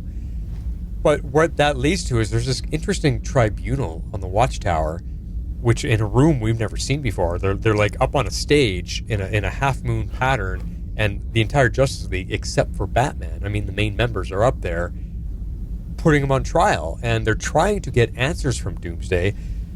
Who sent you? Who created you? Why are you here? But he won't let them know any of these answers, and he won't tell them why. Mm-hmm. Yeah. Yeah, they try to reason with him, and he won't have it. And so then we see Superman send him to the Phantom Zone. Yeah, with some crazy... I didn't realize he had a Phantom Zone zapping gun. Yeah. I had to fly to the fortress to get it. Yeah. Yeah. It just reminded me of the Lego movies. But where did that come from? But he sends them to the Phantom Zone, and I'm wondering if that was his decision alone, or did they all agree on it in that moment? I would assume they did. I mean, I would assume that was the decision that everybody had come to. I don't think he would have made that one unilaterally, but yeah. Okay. And then we get Superman and Wonder Woman go in to see Batman, who's healing up, and oh, man. he is like beaten and in this ICU thing, and then he is still questioning them about their intent, and he's still shaken by what he has seen and by the conversation with Waller. So, and I think this is hugely significant because Batman is worried that they're on the same path as that other dimension Justice League, and if Lex becomes president, how will Superman react here? Because we don't know. Even though Superman says, "Don't worry, I'm fine, you don't have to worry about me," but you just don't know because the same things haven't happened yet. But what if it does? How are you going to react? And he's concerned that Cadmus and Waller might be right in their thinking. Superman is confident that they will never change. It's not in their nature in this dimension, but Bruce is starting to become unsure. And you can see him thinking about it all, and he imagines Lex in control of the U.S. That little... they made it look like he was on the TV screen, but I think Batman was just picturing that in his mind. The big American flag, and Lex is suddenly in control of the most powerful nation in the world. I think dark times are coming. I mean, there's some big decisions. There's a lot of differences that are going to be explored if they stay on this path of storytelling. I think this is a huge moment. Yeah, I mean, I think it would be good to explore these kinds of stories. I think they've set it up really well. They've got a lot of like good big questions. They're clearly setting up more with Lex. I don't think they would have spent that much time on it this episode, like calling it out, like having Bruce so fixated on it if they weren't gonna pay that off in some way. I think we'll continue to see them interwoven with Cadmus, and maybe they'll be going up against Cadmus, and then oh hey, surprise, it was Lex all along, even though we already knew it, kind of thing. So we'll see. Yeah, just looking at the episodes, I don't know that it's going to be like an every episode thing, but maybe it's a thing that pops up every couple of episodes, or that will have little bits and pieces. So yeah. Yeah. We'll just have to see. Sure. But it makes me think, like, this type of storytelling with the whole what-if scenario, and if the wrong people become in charge, and the people are against the heroes or whatever. It was reminding me of what me and Abby are going through on X-Men 97 right now, because that's similar type of storyline, the whole attack on Genosha, and the humans hate mutants. They're being extremely racist about it, and that's why I love Marvel stuff so much, because it's really hardcore real life scenarios that they're exploring, and this starts to remind me of it, and that's why I love this type of storytelling. This is serious. It makes you think. It makes you ponder the ideas that they're presenting, and I love this. This to me is how they should tell superhero stories. Mm-hmm. And so that now the very last point, the one that I wanted to come back to from the very beginning, Harley, is we know through the history of all the Justice League stuff, we know, and all the different variations of the storytelling, Batman has everybody's weaknesses. He has studied every single hero. He knows how to counter them, whether it's Kryptonite for Superman or whatever. He has all of their weakness on file, and he has all of these measures in place for the what-if scenario. What if Superman goes rogue? What if whatever? And I wonder if this moment right here in this episode is the point that he starts to fear the potential of the what if. Does the fear in him start building up, and is this where he starts gathering his intel and his what if defenses? Yeah, I think it's a good question. I think he's got a little bit of it in place already, because they joke about the kryptonite and all of that, but I can also see how this would kind of put things into overdrive for him, of him needing to start building those contingency plans for his contingency plans, and so on and so forth. Where his plans have plans, they have plans for days. So contingency, that's a good word. I like that word, contingency. I think so too. I think he's had them, but he's gonna buckle down even more now. So it'll be interesting to see if this storyline continues on farther into the season, because he was mad in the hospital bed. He was not happy. He's worried. No. And he's very fixated on it, and very fixated on Lex. I did like the moment, though, even though they're disagreeing, Superman puts his hand on his chest and he's like, "Get some rest, buddy," and walks away. Like, Superman's okay. He's like, "I'm cool. We can disagree. Just get some rest." And there's no hard feelings between them for thinking different. Yeah. It's cool. Ever the Boy Scout. All right, well, let's get to some favorite scenes for this episode, shall we? Shape out an eagle! Well, I'm up first, and I called this one Batman versus Waller, so let's take a listen. Get dressed. It's time we talked. Amanda Waller. Born in East St. Louis, Rhodes Scholar, PhD in political science, served in intelligence under 3 administrations. Disappeared from public life 4 years ago. Am I supposed to be impressed? Maybe I should rattle off your resume now. I could blow the whistle on you anytime I want. Fine. Why don't we step into the light together? I'm sure the American people will be just as interested in your activities as mine. Secret weapons, illegal cloning experiments, bypassing Congress. What do you want? I want to know what you think you're doing. Did Superman ever mention that to get Luthor's pardon, he had to tell us about your parallel universe adventure? All about it? We started to wonder what would happen if you took the same action that the Justice Lords did, so I had my people run some computer simulations. If the Justice League ever went rogue, what do you think would be the result? That's moot. Humor me. In every single scenario, you beat us. Badly. But that was before Cadmus. Now we have the technology to defend ourselves. Whatever you think you're doing, if you present a threat to the world, the Justice League will take you down. If we present a threat, you've got a spaceship floating over our heads with a laser weapon pointing down. In another dimension, 7 of you overthrew the government and assassinated the president. We're the good guys, protecting our country from a very real threat. You.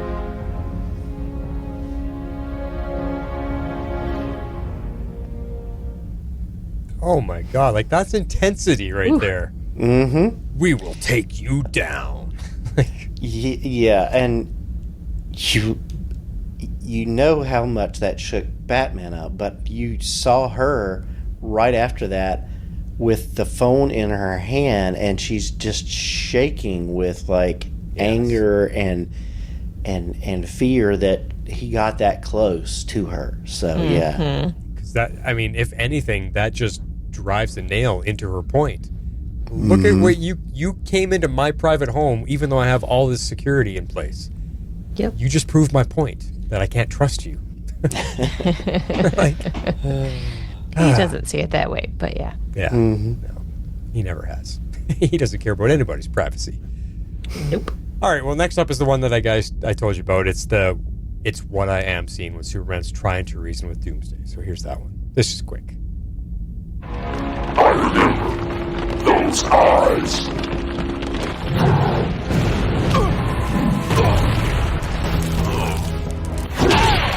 Let's see you do that again.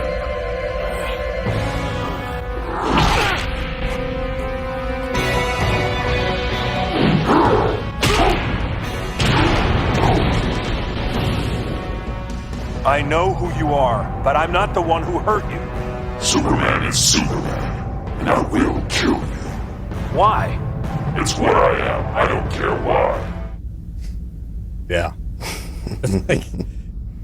It's a quick line of dialogue, but boy, does it have some weight behind it.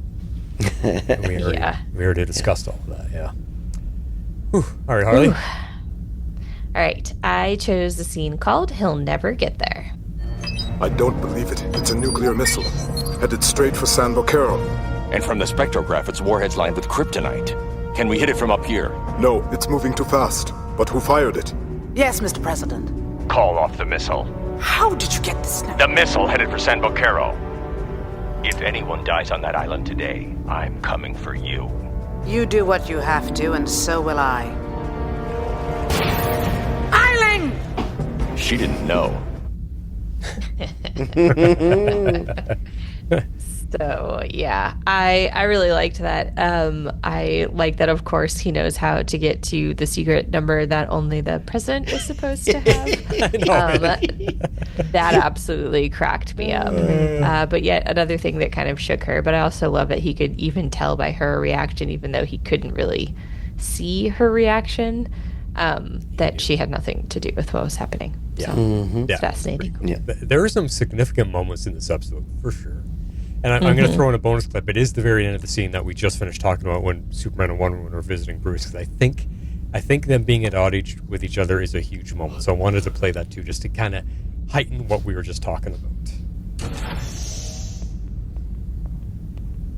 You'll do anything to avoid monitor duty. Sent him off to the Phantom Zone, didn't you? He left us no choice. Spoken like a true Justice Lord. What? Come on. Passing judgment like gods. With our superpowered army and our orbiting death ray, Cadmus is right to be scared. The human race wouldn't stand a chance. We'd never go there. It isn't in our nature, and nothing can change that. Nothing? What if Luthor does become president, like he did in their world? What would stop you from doing what that Superman did? There's always that kryptonite you carry around. You don't get to joke! Not today. I just took a bullet for you. I'm sorry, Bruce. You're right. But you don't have to worry about the Justice League. Trust me. You know me. Yeah, I do. Get some rest.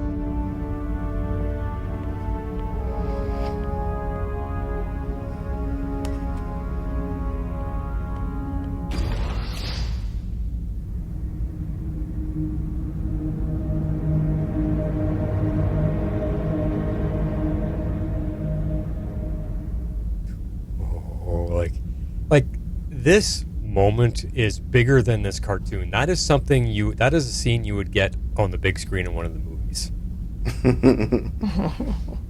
It's that good and it's that intense. I mean, Batman, you don't get to make jokes at this time. Like, that's heavy, man. That's some heavy stuff. Yeah. Whew. All right, well, we're going to pause for a quick ad break here, and then we're going to get into our next episode, which is, what's this one called? Taskforce X? Is that what it's called? Mm-hmm. All right. Meanwhile, at the Hall of Justice. Okay, we're kicking it off with this episode 2 of tonight. What you got? I give this one 8 Task Force on assignment. So I like this story because we finally get to see the life on the tower beyond, the League. We get to see it from the point of view of the workers. We get to see them beam up, how they beam up and down every day for work. They do their jobs, but they're still in awe of the League members. But we find out that they can be exploited, and I enjoyed this version of the Suicide Squad. And between last episode and this one, it looks like we've talked about it. It looks like we're setting up an arc of the League versus Waller. So it was a good one. Yeah. Yeah, I gave this one 8.5 Spy Capers because this one was really good too. I enjoyed the spy feel and that we got to see what the Watchtower is like from the other side, kind of like Jeff was just saying here. Plus, I don't know if I got this character's name right. I don't know if it was a general, a commander, or whatever, but this Flag guy, he led what for a long time was almost a nearly like flawless mission, and then it goes a little crazy it's a little sideways at the end.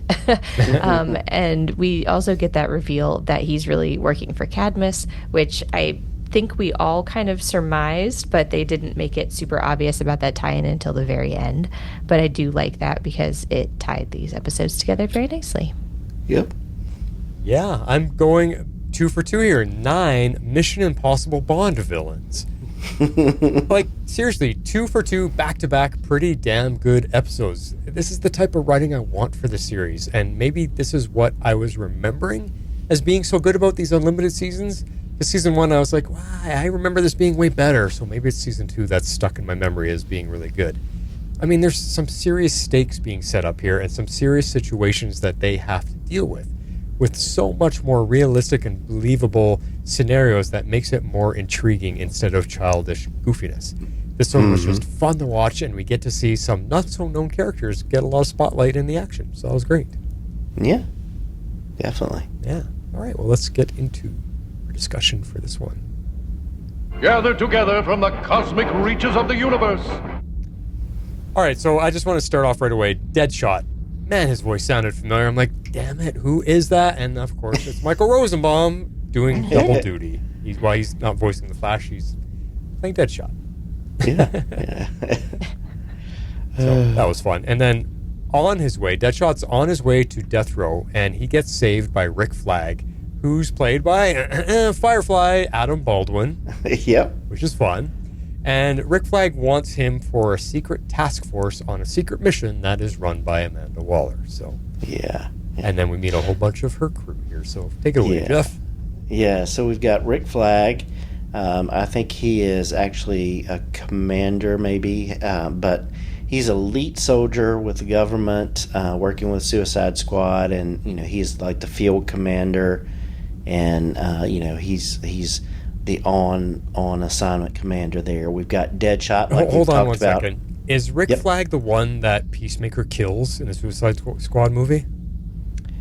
I think it's yes. I think so. I think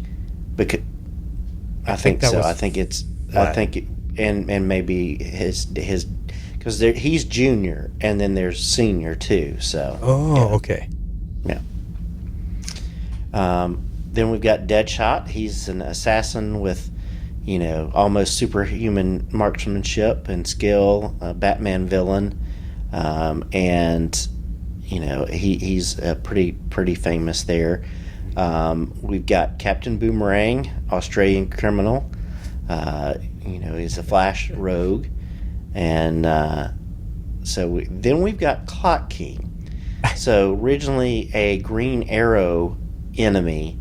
Oh. He's got no superpowers or abilities, but he's like this tactician, and he's planned everything out, and he's got the ins and the outs and everything timed out. So he's the one that's really timing everything out, and he's the man in the chair directing everything here. Yeah. And then we've got Plastique.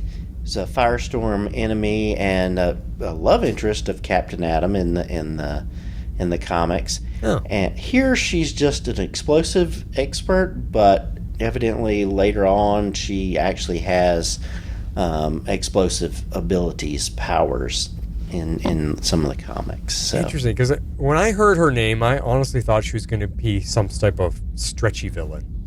Plastique. So I'm thinking, okay, like Plastic Man. I thought I don't know why I went there first instead of explosives, but I did. More like plastic explosive. Yeah. Yes. But I have to say, this is probably the best version of Captain Boomerang we've ever seen, because in every other iteration, comic book, cartoon, TV show, he is the goofiest, stupidest Flash villain. Yeah. And here they actually made him pretty okay. Yeah. Yeah, so it's interesting here because like we have, like we've seen in the movies, Waller saving them off death row and implanting explosives in them, and basically we find out you work for us for 5 years or you go boom. Yeah. And that we've seen that in so many iterations too, that they put a little chip in the back of their head or whatever it is. Yeah. Some way of doing it. So. Yep. But they are basically tasked with getting onto the watchtower and stealing the Annihilator that we saw earlier in this in the run, last season. But I've got that the magic here. And I found it interesting that as they're going through their plan, like I said, this is totally Mission Impossible. They're all sitting around, and the one guy's up on the screen. Okay, you're going to go here, and we're going to do this. They're going through the whole plan. So very Mission Impossible. And I found it interesting that he says there are only obstacles that could give us a problem are Captain Atom, Green Lantern, and Martian Manhunter. They don't mention anyone else, not even Superman. It's just those three are the only three that could give them trouble. I'm like, wow, I wonder why that is when you guys are just basically regular dudes. You're not worried about Superman and Wonder Woman. You're worried about... Yeah, well, I mean, he knows schedule. Clock King knows schedules, but there's no guarantee that some of those other folks are going to be there. But yeah, that's the interesting part. Yeah. Yeah. But maybe he... Go ahead. I was say maybe just figures he's got it down to like the minute, he's so like dialed into the scheduling or like the timing of everything. He's convinced that these people will be nowhere near the watchtower. So yeah, but then I was thinking about it. Okay, these three heroes have specific power sets. So Captain Atom can contain the explosion that they're hoping to create. He can absorb the energy. Okay, no problem there. And Green Lantern, because of his ring power, he can also contain it with his ring power. So they might not be able to cause an explosion if Green Lantern is there. And then Martian Manhunter, he's a mind controller. So if they get near him, then he could just simply stop them with his mind, right? So I was trying to think of why those three guys are the ones to worry about. Interesting. Yeah. But then we get to this scene that to me, I felt like a strange scene because I had no idea where this was going. We get some guy in a workman's jumpsuit, like a construction worker's jumpsuit, getting dropped off beside a wheat field in the middle of farm country, Kansas. Who knows where they are? Dropped off beside a wheat field, and then he just walks off into the middle of the wheat. Like, what is happening here? And then he comes into a clearing where there's three other people waiting for him, and it's like they're standing in a crop circle. That's what it looked like to me, a crop circle from Aliens, right? And for the very first time, because we've talked about this, we witness how regular humans travel back and forth to the Watchtower. They get beamed up, Star Trek style. I had no idea. We've never seen that before. That was just fascinating to see. Yeah, I mean, we didn't know if like they lived on the tower. And there may be some that live on the tower full time. Maybe there's crew quarters, yeah. Yeah, or, if this is the start of their shift and it's a 2-week shift or something like that, just don't know. But, it was interesting, again, getting to see this from the perspective of, the regular, ordinary workers and, the one guy's telling a joke, there at the start. So yeah, exactly. That's a silly joke. Yeah, that's right. I am a bit surprised, however, how easy it is to get up to the tower. I mean, simply steal the uniforms, knock out the humans wearing them, and take their place? That's not very secure. Like, you think there would be ID badges or something that the guy would check in. Yeah, Jimmy, yep. Jesse, yeah, okay. Carolyn, okay, yeah, you're good to go. Nope. Well, like, weren't they trying to scan in or something, but it was broken? And Flags, like, glasses jammed everything. So the ID scanner, so. Yeah. And the handprint reader, so. And the reason I was saying James Bond, Mission Impossible, is there was a soundtrack during this entire sequence that I found very amusing. It was very Mission Impossible.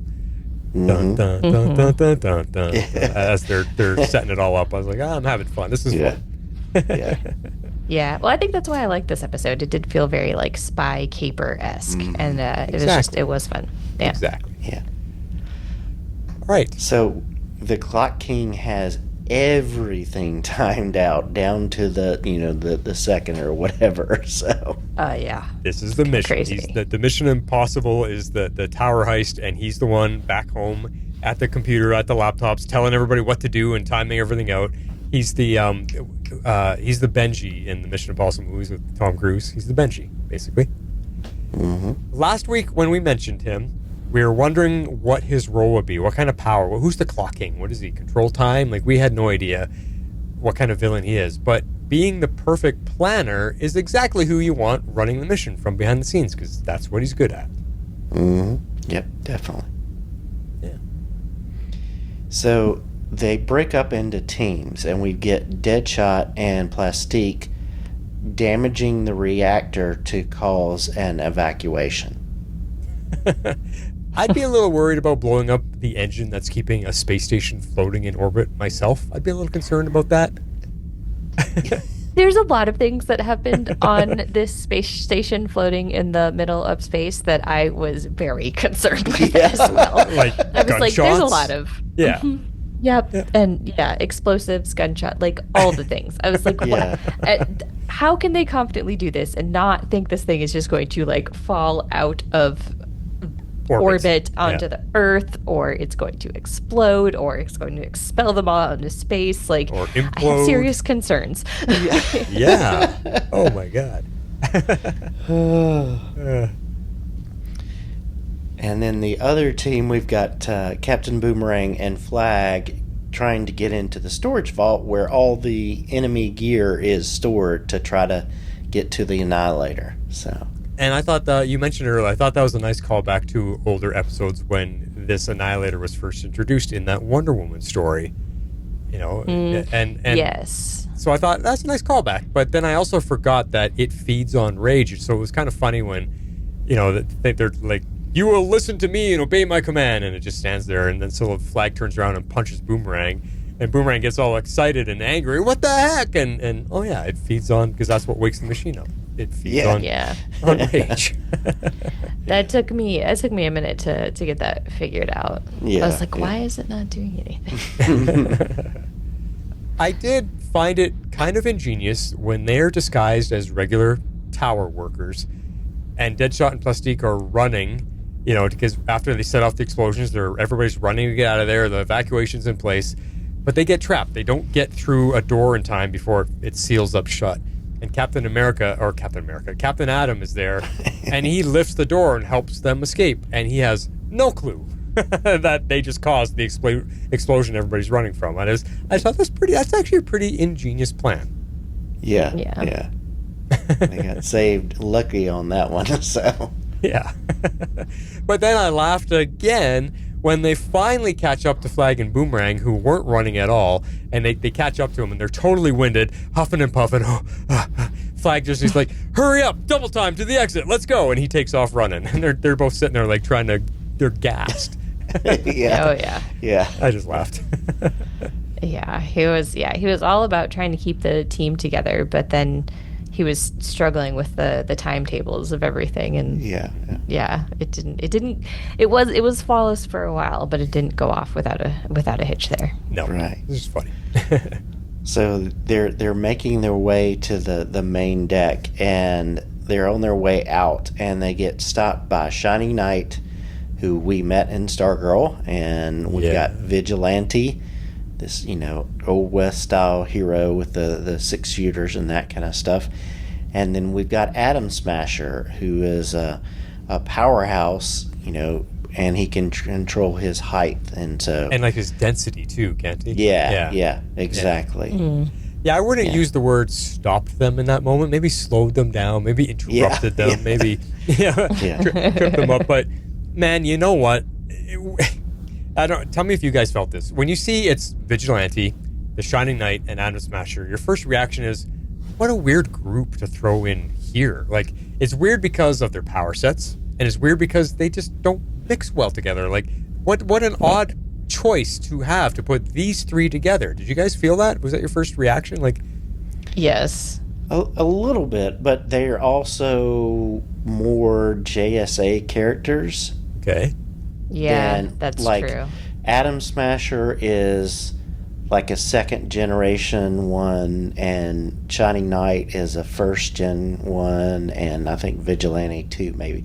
Yeah. So yeah, they're odd choice, but they are, that brings them together. But yeah, it's skill set, powers, you wouldn't think about them kind of working together. So. No, it's just really strange. But I was actually really impressed by their fighting skills. You've got the two marksmen going against each other, Vigilante and Deadshot, so that was kind of fun. They're each shooting guns out of their hand. My hand! And so that was kind of fun. And, it's changing the tide of the fight every time. Then you've got Atom Smasher having just a good old beatdown brawl with the Annihilator, and he's obviously, Smasher's actually getting his butt handed to him. The Annihilator, nothing stops it. And then you got Shining Knight, and he's just swinging his sword like a madman on any one of these people. Like he's trying to chop off limbs, he's trying to chop off heads. I'm like, what if you actually connected and chopped one of these things off while you're swinging? Like, he's just swinging like a madman. So I'm like, what the heck, Shining Knight? Like, you're going for the kill shot here. But then the fight, it lasted way longer than I thought. Like, this went on for a good 6-7 minute sequence of this fight. And it was back and forth, and I was really, really entertained by it. Which I think part of that is because it really highlighted these rare characters really well and what they can do, and that they actually can fight against bad guys. So I thought this was a great sequence for these guys. Yeah, definitely. Yeah, they could put them up against people that are in some ways a little bit lower stakes because they're not like overpowered, you know what I mean? Mm-hmm. Yeah. So they got to kind of showcase their abilities a little bit. They were matched well for the foe that they were up against. Yeah. It didn't seem out of place or like, why would you put, a little bit like, why would you put these ones together, but not like, why would they go up against this team kind of? Right. Yeah. Exactly. But you guys know how, like, focusing in on the choreography and stuff, this fight was just really well done. Even though it's a cartoon, it was really, really put together well. It was a good fight. And lots happening. And like I said, it lasted like 6 or 7 minutes. Like, man, this fight's going on forever. It's great. It wasn't just a quick boo-boo, hey, we won. But then another point happens here. I found it really odd because during this fight that the evacuation is happening, everybody's running. They're either running to the boob tubes, like you said last week, Harley, or to get teleported off or beamed down to the earth, or they're running to the javelins. And this point, the Green Lantern he actually stops some people. Hey, you can't go on there. The javelin they're only rated for 12 people maximum. And I that really struck me odd. I'm like, we've seen these ships fly at near light speed across galaxies.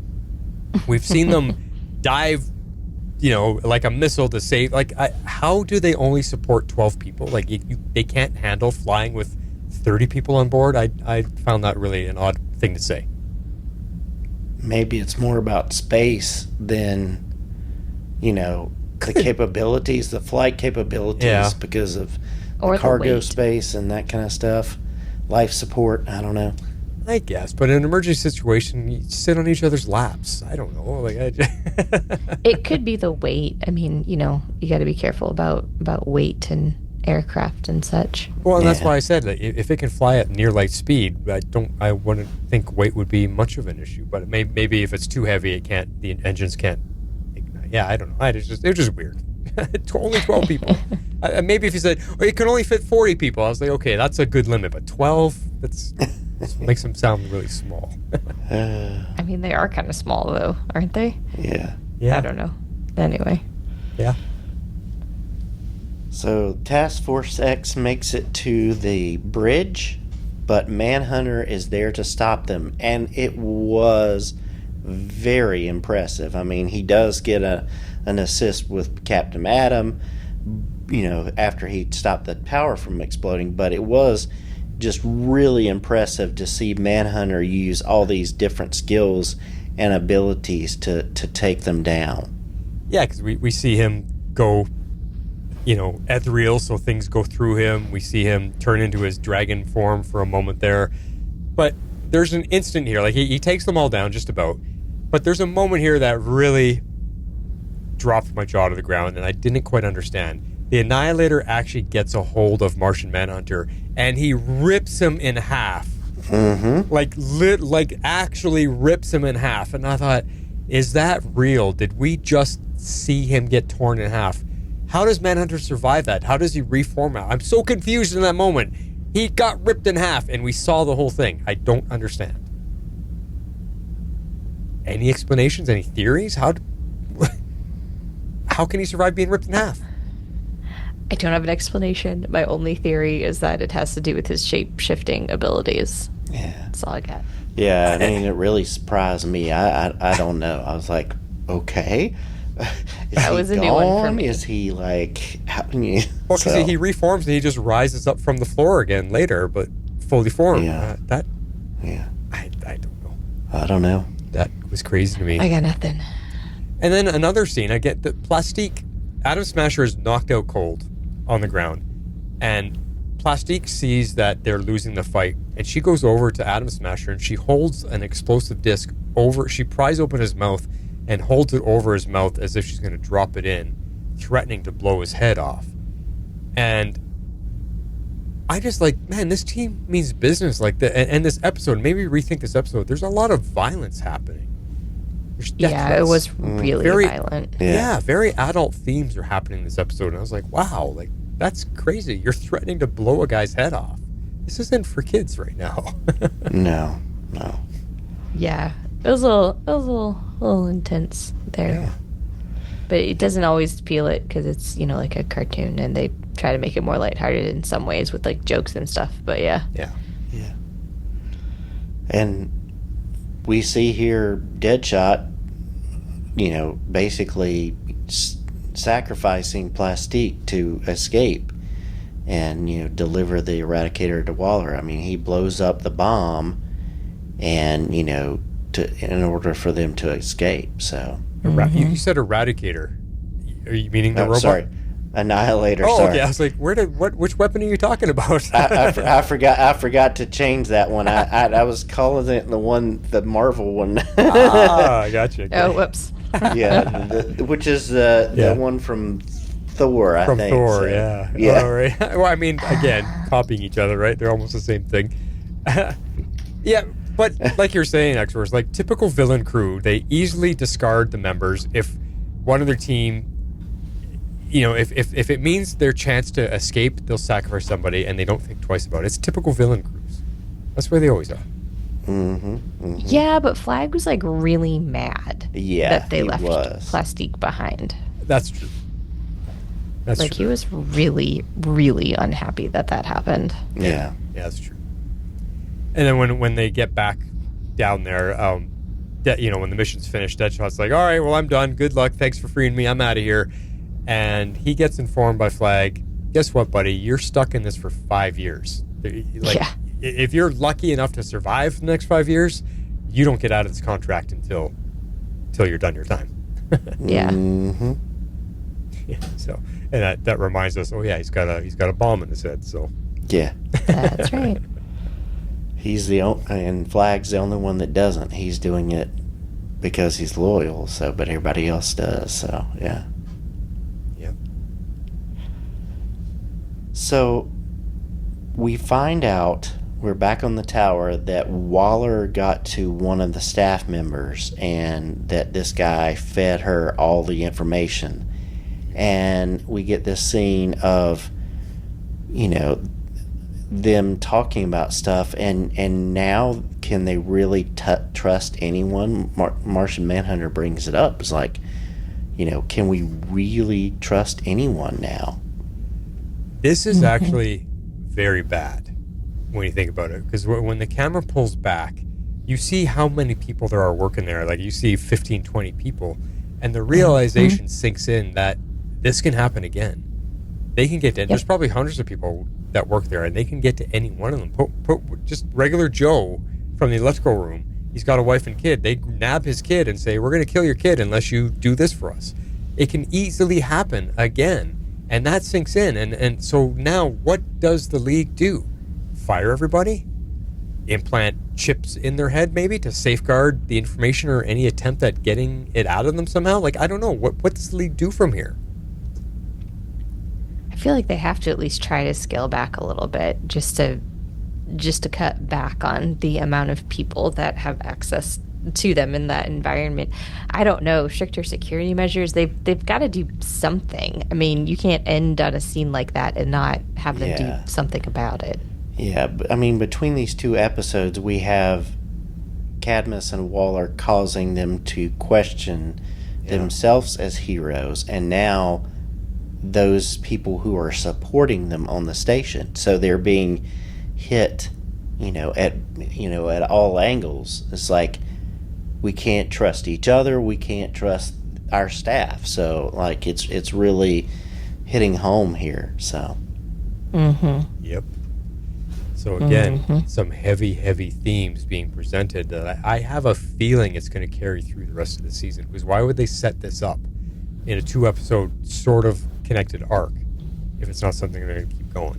I think this will carry through. Yeah, I think so. Yeah.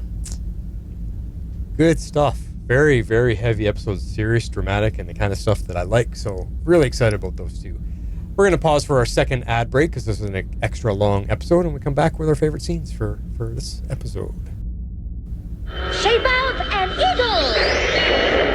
eagle! All right. Favorite scenes for episode 2. I called this one Elevator Small Talk, so let's take a listen. This is following your, what was the one we picked on you about last week, having a crush on Black Canary when you wanted to get in the wrestling wing with her. How you doing? Excuse me, Mr. Lantern. For 6 weeks now, my wife's been after me for Hawkgirl's autograph. You wouldn't know where she's at today, would you? Haven't seen her. Okay. Thanks anyway. You are a very bad boy. Tell me you didn't love it. The music. Again, yeah. It was just like, one, it's making small talk to kind of make it more like less obvious who they are, but then he's just being smooth. I mean, this Deadshot is actually better than other versions, and he's trying to impress Plastique with his banner here, so it was just fun. So. If I have to knock anything, I don't think Michael Rosenbaum is good enough at changing his voice. That it just sounds like him too much. He didn't really add anything to it, like a flair or an accent or anything to make him sound different. He just sounded like a slowed down, serious Flash. Yeah, I mean, his voice is a little flatter, had a flatter affect to it. Yeah. Flash is a little more amped up, a little more excited. So yeah, a little bit more exuberant. He was definitely very, I don't know, kind of a little charismatic as well. I thought he pulled it off well. I liked it. All right, mine is Nefarious Plans, and this is near the end of the episode when we hear what Waller plans to do, and then we hear what Flag is all about, which one you guys mentioned right at the last part of the show here. So, you really think we can do something with this? An invulnerable juggernaut forged by the gods? Oh yes, Miss Waller. Most definitely. I heard we lost Plastique. Yes, ma'am. You'll have my full report by 0800. Right, that'll be all. Rick, you're a good soldier. Your father would be proud. Ma'am.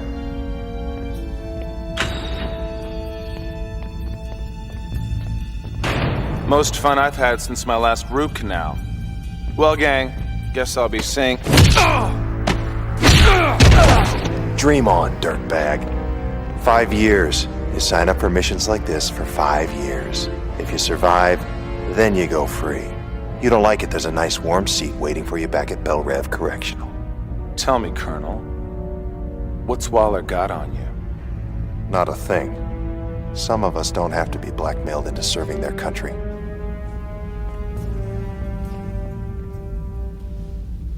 Yeah. Yep. Take that. All right, Harley, wrap it up. All right. I picked the final scene of the episode. So, we can't trust anyone. How did you know Vance was the inside man? He was the only one on the tower whose mind I couldn't read. Cadmus must have supplied him with a sophisticated method of masking his thoughts. So, what do we do with him now? I'd like to go in there and wipe clean the last 2 years of his memory. Whoa, that's a little harsh, don't you think? He's a liability. I'm sure he's already spilled everything he knows to Cadmus. Don't you understand? We can't trust him. Jean, we can't trust anyone now.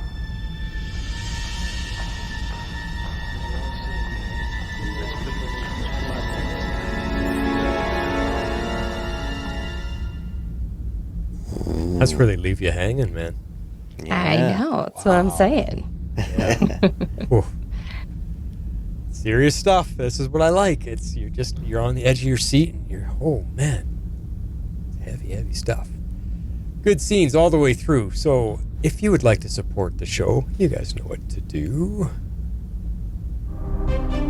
If you'd like to support our podcast, you can do so at our Patreon page at www.patreon.com/tomorrowslegends. Don't keep it to yourself now. Come on, baby, talk to us. It's feedback. Yeah. All right, and we got a pair of voicemails tonight. One from Comic Geek Kev. Here he is. Good morning, legends of Doomsday X. When be a great time to break out a couple dozen League members when you're trying to evacuate an island full of people. I saw Hawk for a moment. There might have been some other people sprinkled in there on the ground. I don't recall them. I think we saw Hot Girl at the table, but I don't think we saw her later. I don't know, maybe I just wasn't paying enough attention. But anyway, it seemed to be just a portion of the big seven. So some highlights from Doomsday Sanction. Love seeing Waller and Batman in the bathroom. That made me chuckle. And we get to see some info on the background of Luthor running for president, which is, I guess, leading Cadmus to fear the same possible outcome from the world of the Justice Lords. So is the suggestion here that there was no Cadmus before Superman told them about that, or that Cadmus wasn't interested in the League as a threat until they heard that story? I would assume Cadmus had to be around because it's a pretty big organization to, just put together quickly. Clones and everything. It was nice to get a little recap about Doomsday. It's been a while since we've seen him. And it turns out Doomsday is a real problem solver. Too bad for the scientists. I like seeing Superman be able to go all out and Batman using the javelin to move the missile off course. That was pretty cool. Those were both some great scenes. I kind of have to side with Superman over Batman about sending Doomsday to the Phantom Zone. Well, what else are you supposed to do with him? Kill him? Hold him in a rock, which I'll get to later. I guess Cadmus had him under quote-unquote control of some kind, but I'm not even sure that was happening. They thought he was brain dead. Lowlights. I feel like a nuclear bomb at that distance would still have destroyed the island. Kind of like in The Dark Knight Rises when they take that bomb right over the, you can still see it from the city and it blows up, and yet everybody's just, devil may care the rest of their lives, I guess. And are we supposed to believe Doomsday was being immobilized by some cold lava rock at the end? Come on. Okay. Anyway. On to Taskforce X. Some highlights. Interesting story. I like the storyline in general. I like the idea of explosive nanites as opposed to, I think, other iterations they've had them have bombs in the base of their neck and the base of their head, their skull, things like that. But if he ate them, doesn't that mean he would eventually expel them unless they somehow anchor themselves inside the body, which I guess is what they're insinuating. The Watchtower, taking that on seems like a big job with a bunch of basically non-powered people. And I think they kind of stretched the believability for this particular crew to take on that job. But once they had the Annihilator, that made more sense. Glad to see Jean back in action and not just monitoring the situation. I get why they have him there with the telepathy and all, which makes me wonder why he couldn't, maybe sense the crew, although they did somehow block the one guy. I don't know. Anyway, speaking of Jean, since when can he get ripped apart? Have we seen that before? Maybe we have. I was still kind of shocked. I feel like maybe there was a point where he became a serpent of some kind and somebody kind of ripped him apart. I'm not clear. But again, kind of shocked. And then he just put himself back together. I don't know why he wouldn't have made himself intangible as soon as he was grabbed by the Annihilator, but whatever. Sending a Western-themed sharpshooter after the giant god-made robot seems ill-advised. I know they weren't really sent, but they were together and they took him on. He barely held his own with the lesser bad guys, and the Shining Knight might as well just stayed in his quarters. But they got away with the Annihilator, so I guess mission accomplished for the task force. Jean wanting to wipe that guy's memories, I'm looking at that as sort of them taking one step closer towards the Justice Lord's territory, at least, as part of the story, and kind of ominous, we can't trust anyone. That was, that get you. And again, who is paying for this? Look at all those staff members, the equipment. Forget just the satellite itself. Just leave it. We're going to leave it alone. Okay. Bruce is rich, but come on. We know it's not the government. Some notable voices.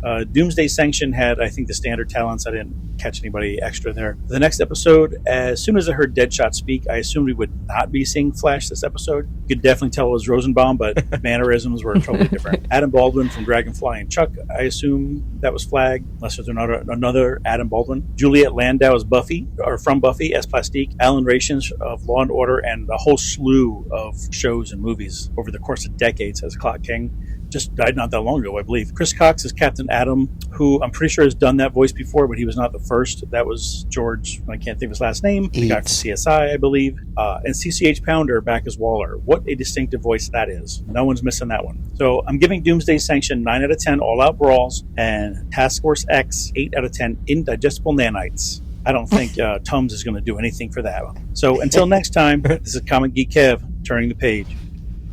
Kev, you're right in tune with so much of the stuff we discussed tonight. But he actually brought up one really good point I want to touch on. At the end of the episode, Martian Manhunter getting angry and wanting to wipe that guy's last 2 years of his mind, that is leaning towards the same stuff Batman is feared of. Yeah. So, ooh, that's a good point. Yeah, we could be looking at some serious repercussions here. Or maybe Batman's might have to do a little something. I don't know. That's two big things leaning towards that possibility. Yeah. Crazy. Good points. All right, next up is Perry White. Hey, League of Legends. Perry here to talk about the Doomsday Sanction and Taskforce X. Alright, let's get into it. Doomsday's stories are pretty singular in nature. He's just a meat-seeking missile here to kill soups and chew bubblegum, and he just ran out of his last stick. I do like that this Doomsday has a bit of a backstory with a true bone to pick with soups, even if it's the wrong one. But for me, all Doomsday stories pale in comparison to the nuanced Doomsday story we got in Superman and Lois. That being said, Soups and Doom fight to a stalemate, and the League decides to send him to the Phantom Zone. Bruce's reaction to that was kind of weird though, right? I mean, I know he had just had the conversation with Waller about fearing the League going rogue and, sort of installing their own brand of justice, but what the actual hell was the League supposed to do with Doomsday? I mean, no prison can hold him, and nothing would stop him. I would have been real interested to hear what solution Bruce might have had. Maybe we'll get that in a later episode or whatever. Alright, on to Taskforce X. I freaking love this episode. The antagonists were capable. They attacked the League where it's most vulnerable, right in the gut of its bureaucratic bloat, and they actually won. In a pretty fair and square fight, if I must say. Yeah. It's nice to see that our heroes can be fooled by villains who execute with incredible precision and intent. And now, since we have this seed of distrust between our heroes and their civilian contractors, I feel like that will feed into the us versus them scenario that Waller was talking to Bruce about in the Doomsday section. I like that these episodes are setting up for future storytelling. I give these 2 episodes 9 seeds of distrust out of 10. Alright, that's all I got. I'm on my way right now to chew out Kent. He's supposed to have an expose on missing city government civilian contractors, and he keeps saying he's lost his story on a flash drive in something called the Phantom Zone. Sounds like utter nonsense to me. Great Caesar's ghost. Utter nonsense. Yep. Love it. Good thoughts, Perry, as well. Thank you, fellas, for being part of this, and can't wait to get you guys. I want to know if you guys are going to be following X-Men with us. Because I'll have to go back. I forget who was part of our main feedback on X-Men, but yeah, hopefully you guys will follow us over on there too.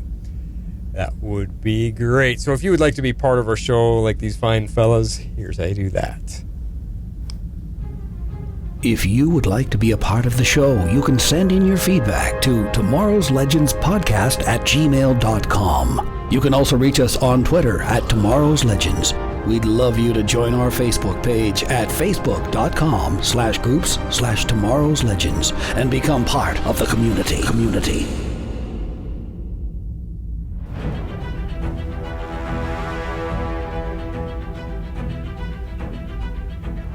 All right, Jeff, what is happening next week?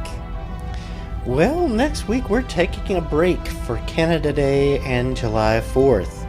But the following week we'll be covering The Balance.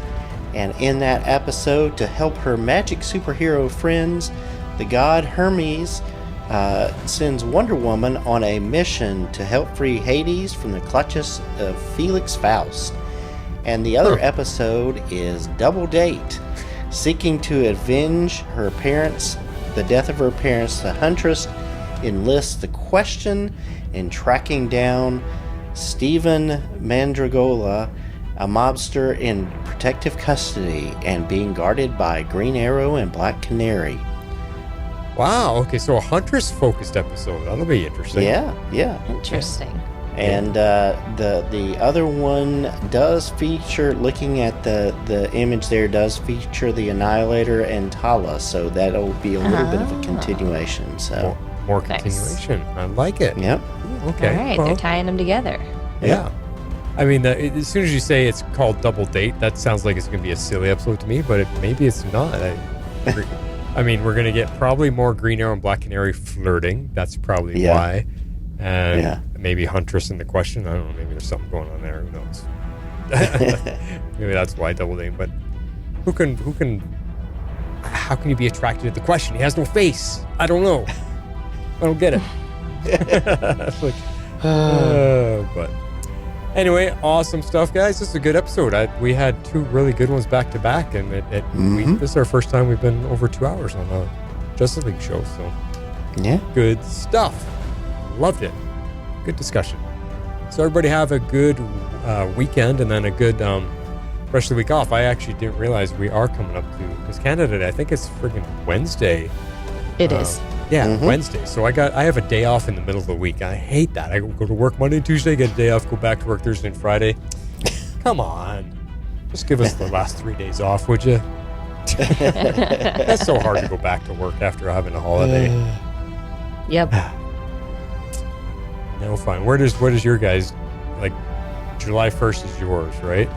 July 4th. The 4th. Or July 4th. Yeah. So that's what I meant to say. So it's... Yeah, so I normally... Oh, that's a Saturday, I would have Friday off, but I already have Friday off because we're working 4/10. So. Yeah. I took off starting on the 1st, so. Nice. Yeah, maybe I'll just... I can't come in Thursday and Friday. I'm sorry. There you go. Too much Canada Day partying.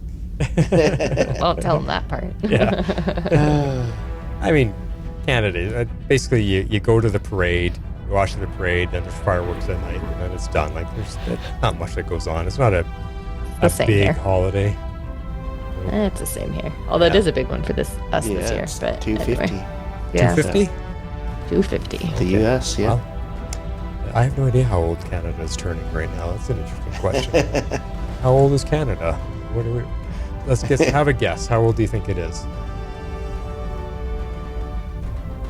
I have no idea. 200 something. Well, we're not as old as you guys. 159 for us this year. 159. Okay. So nothing special there to celebrate. Yeah. All right, everybody.